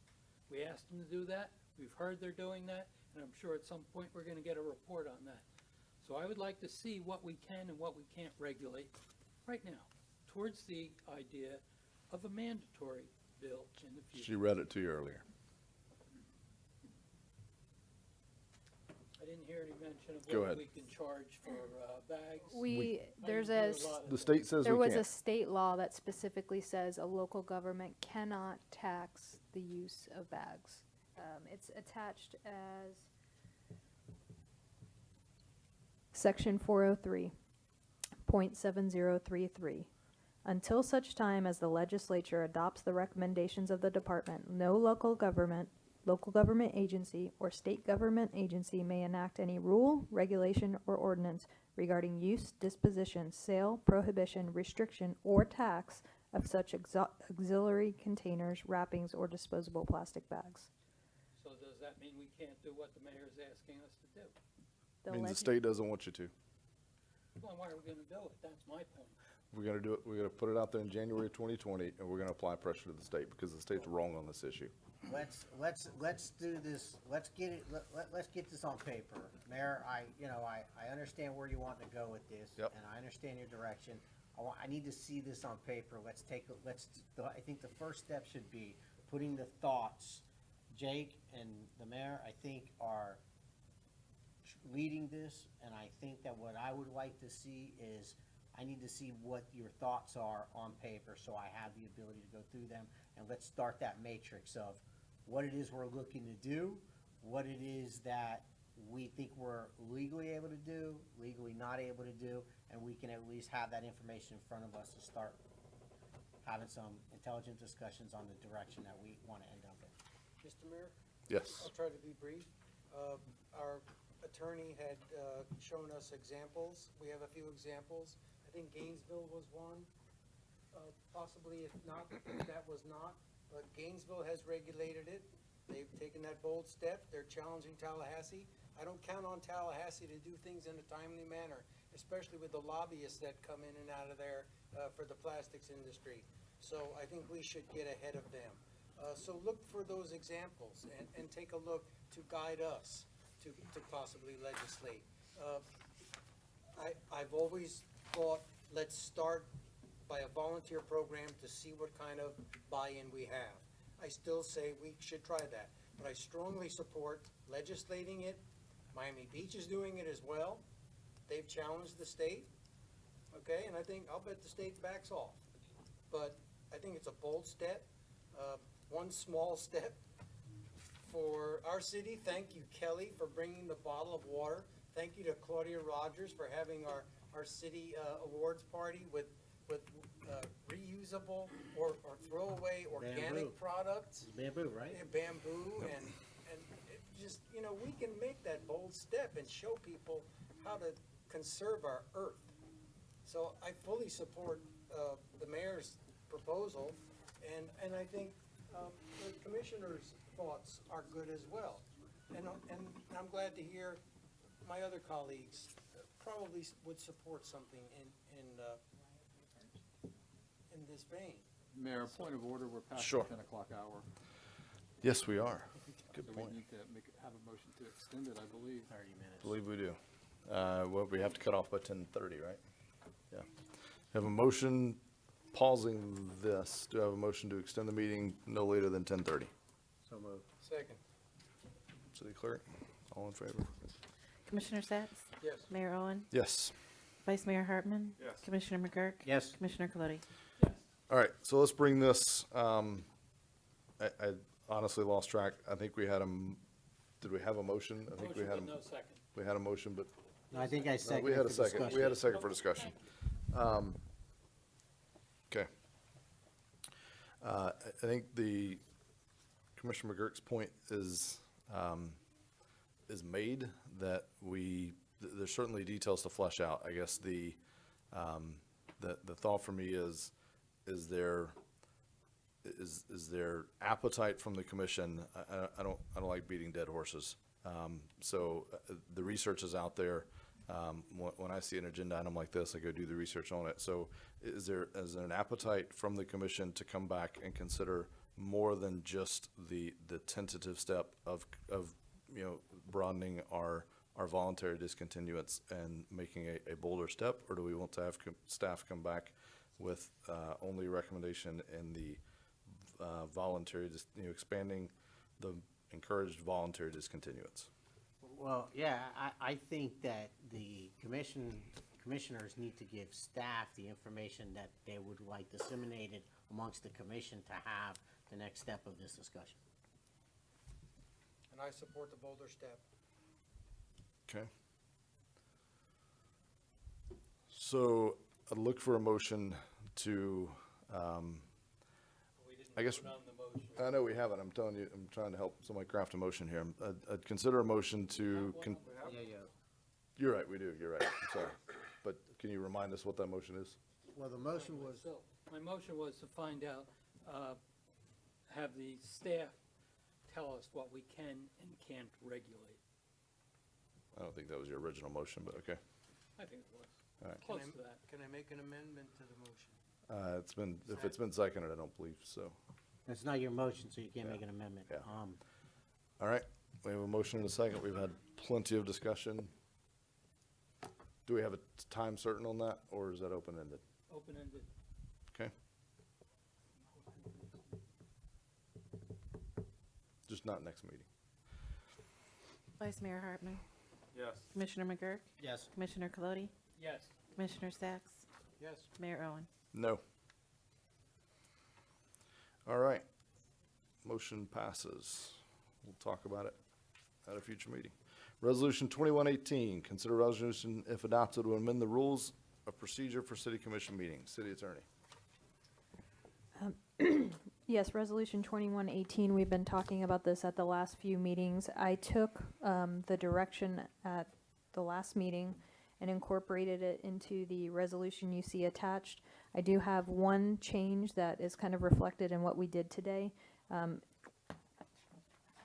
the not voting on ordinances on first reading. When you have a legislative matter where there's 2 public hearings, I wanted to make it clear that those legislative matters you would vote on first reading. So it just says, ordinances on first reading shall be read by title only in accordance with Chapter 166 Florida statutes unless a public hearing is required.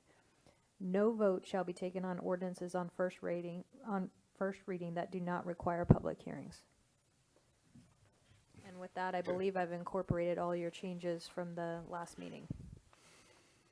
Okay, Mr. Mayor, let's get a motion on the table real quick. Do I have a motion on this item?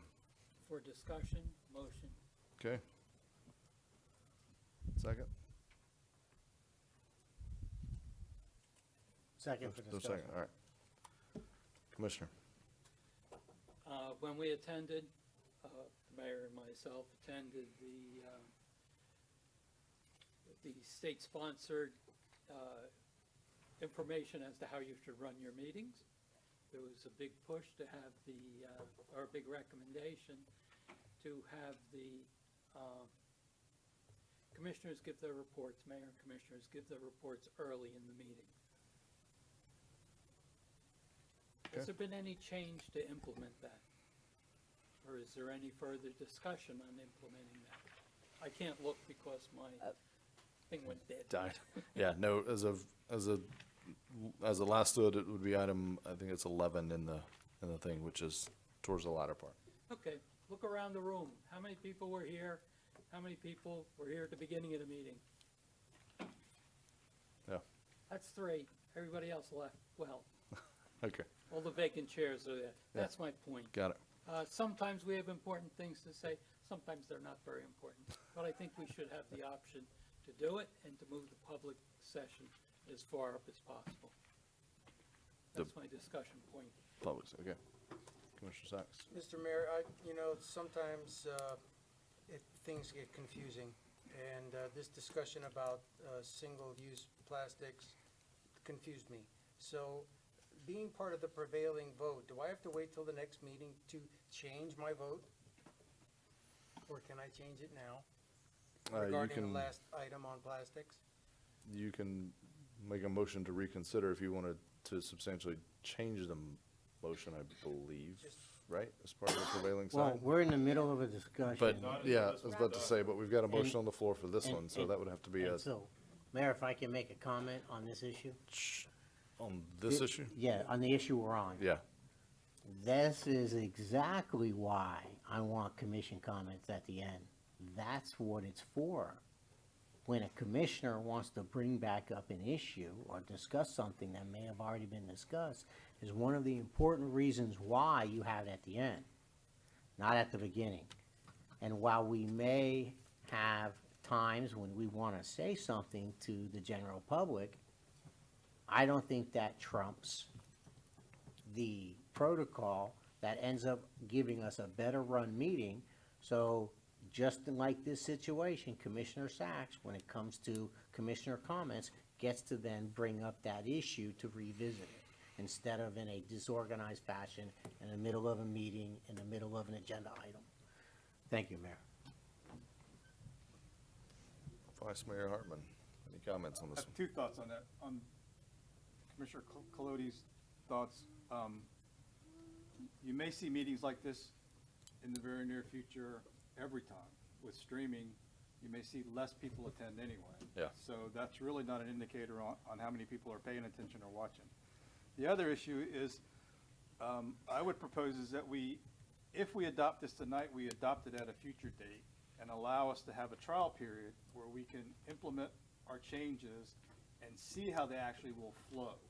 Because it's one thing to talk about them, put them down on paper and talk about them, but, it would be prudent to actually have 1 or 2 meetings where we go through that process and see if we want to tweak it before we actually put it down legislatively or in the ordinance. So, to We that, can make it effective April the 1st, and we could have, the February, March meeting, or we could make it, the second meeting. We could have an effective date, but we'd have a couple of meetings where we could trial this in the new adopted format. Yeah. And to see how the flow goes. because we may want to tweak it. And rather than having to come back and tweak it, it'll be available out there for us to tweak it prior to the adoption date. So my understanding, if I remember correctly, and city attorney can help me out maybe, but we have the option in any meeting, we as a commission have the option to adjust the flow and the order of that meeting. So I think what you're proposing is we make this with a pending effective date, and then at the beginning of each of those meetings on the interim, because until then, this ordinance stands as written, but we could propose, we follow this one, someone just make a motion at the beginning of that meeting, or we could do it now, I guess, to, Staff can go ahead and prepare in the this agenda layout. in the new format. Yeah. Prepare the script in the new Good with that. format, but yet, it officially not take Yeah. effect for a couple of meetings. Can- And that way, if we need to tweak it at some point in the, in the next couple of months, we can do that. Got it. I think as it's written that, and I'm trying to find it, but I don't know if we have to do that in the actual meeting, or can we just say that now, and if everybody's okay, we, I think the most formal and clear way, Section 2 of your existing resolution says, "The meeting shall be conducted according to such rules and regulations as are agreed upon by a majority of the commission at said meeting." So what you could do tonight said is meeting, approve this, but with a changed effective date till April 1, with the additional condition that you direct staff to prepare the agenda item in this proposed format, and then just at the beginning of every meeting, when we have approval of the agenda, actually do a formal motion, make sure you all approve this trial Yeah, run, okay. and then it's very formal. okay. We had a motion and a second. Any further discussion on this item? Hearing none. City clerk. Commissioner McGurk? Yes. Commissioner Colodi? Restate the motion, please. This is a motion I to, might have made it. this is a motion to approve, it was a motion to approve. And who made that? Was that I me? don't remember who made it. I think it was you though, yeah. Motion for discussion was made by Commissioner Colodi, seconded by Commissioner McGurk. Okay, so we're in the middle of So we're voting. discussing it, we're not necessarily implementing it under what I have on the floor. I will withdraw A, that. a motion for discussion is really just a motion. It just saying for discussion is, kind of implies that you may not, Okay.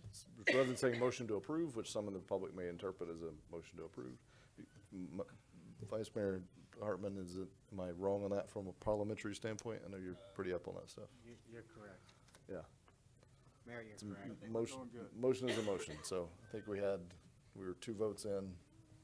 Commissioner Sacks? Yes. Mayor Owen? Yes. Vice Mayor Hartman? So confused. If we had comments at the end, I'd bring a couple things back up. Yeah, right. All right. I mean, the motion was to discuss it. So Yes. we discussed it, but never mind. So I think maybe we can get a briefing at a time. We're literally got 9 minutes left, so, and I want to get to this item 12A. So, but the motion for discussion, I don't think is actually an official action you can take. It is just a motion. It's always a motion in the affirmative, so it's technically a motion to approve, but some people aren't comfortable saying motion to approve, so they say motion for discussion. You're really saying motion for discussion. I withdraw my motion. It's already been voted voted on. It's already been voted on. You did. She just did a roll call vote. It didn't get to me yet. It did. I think so. We can review the footage. You were the second one in, I'm sorry, you were the second one in. Commissioner McGurk was the first, you were the second. I left off at you for the discussion and took back up with Commissioner Sacks. Okay. So he didn't vote, or he did? He did. He did vote. All right. I doubt it, but I'll live with it. Even if you voted no, it still passed, I know. I believe. All right, we have no items for 9. Anything on item 10? The UC meeting, this is our 6 o'clock workshop next Tuesday evening. Our 4 o'clock is on the wetlands and the density discussion. There are items that are already proposed. I'm not gonna go through them. I did get one suggestion already to add fire hydrant maintenance update. Is there anything besides the 6 items that our Utilities Commissioner CEO is coming prepared to discuss that you all would like to have discussed? Yes, ma'am. I would like to discuss why they're not removing poles that are Xed out, that power poles and light poles that need to be removed. Okay.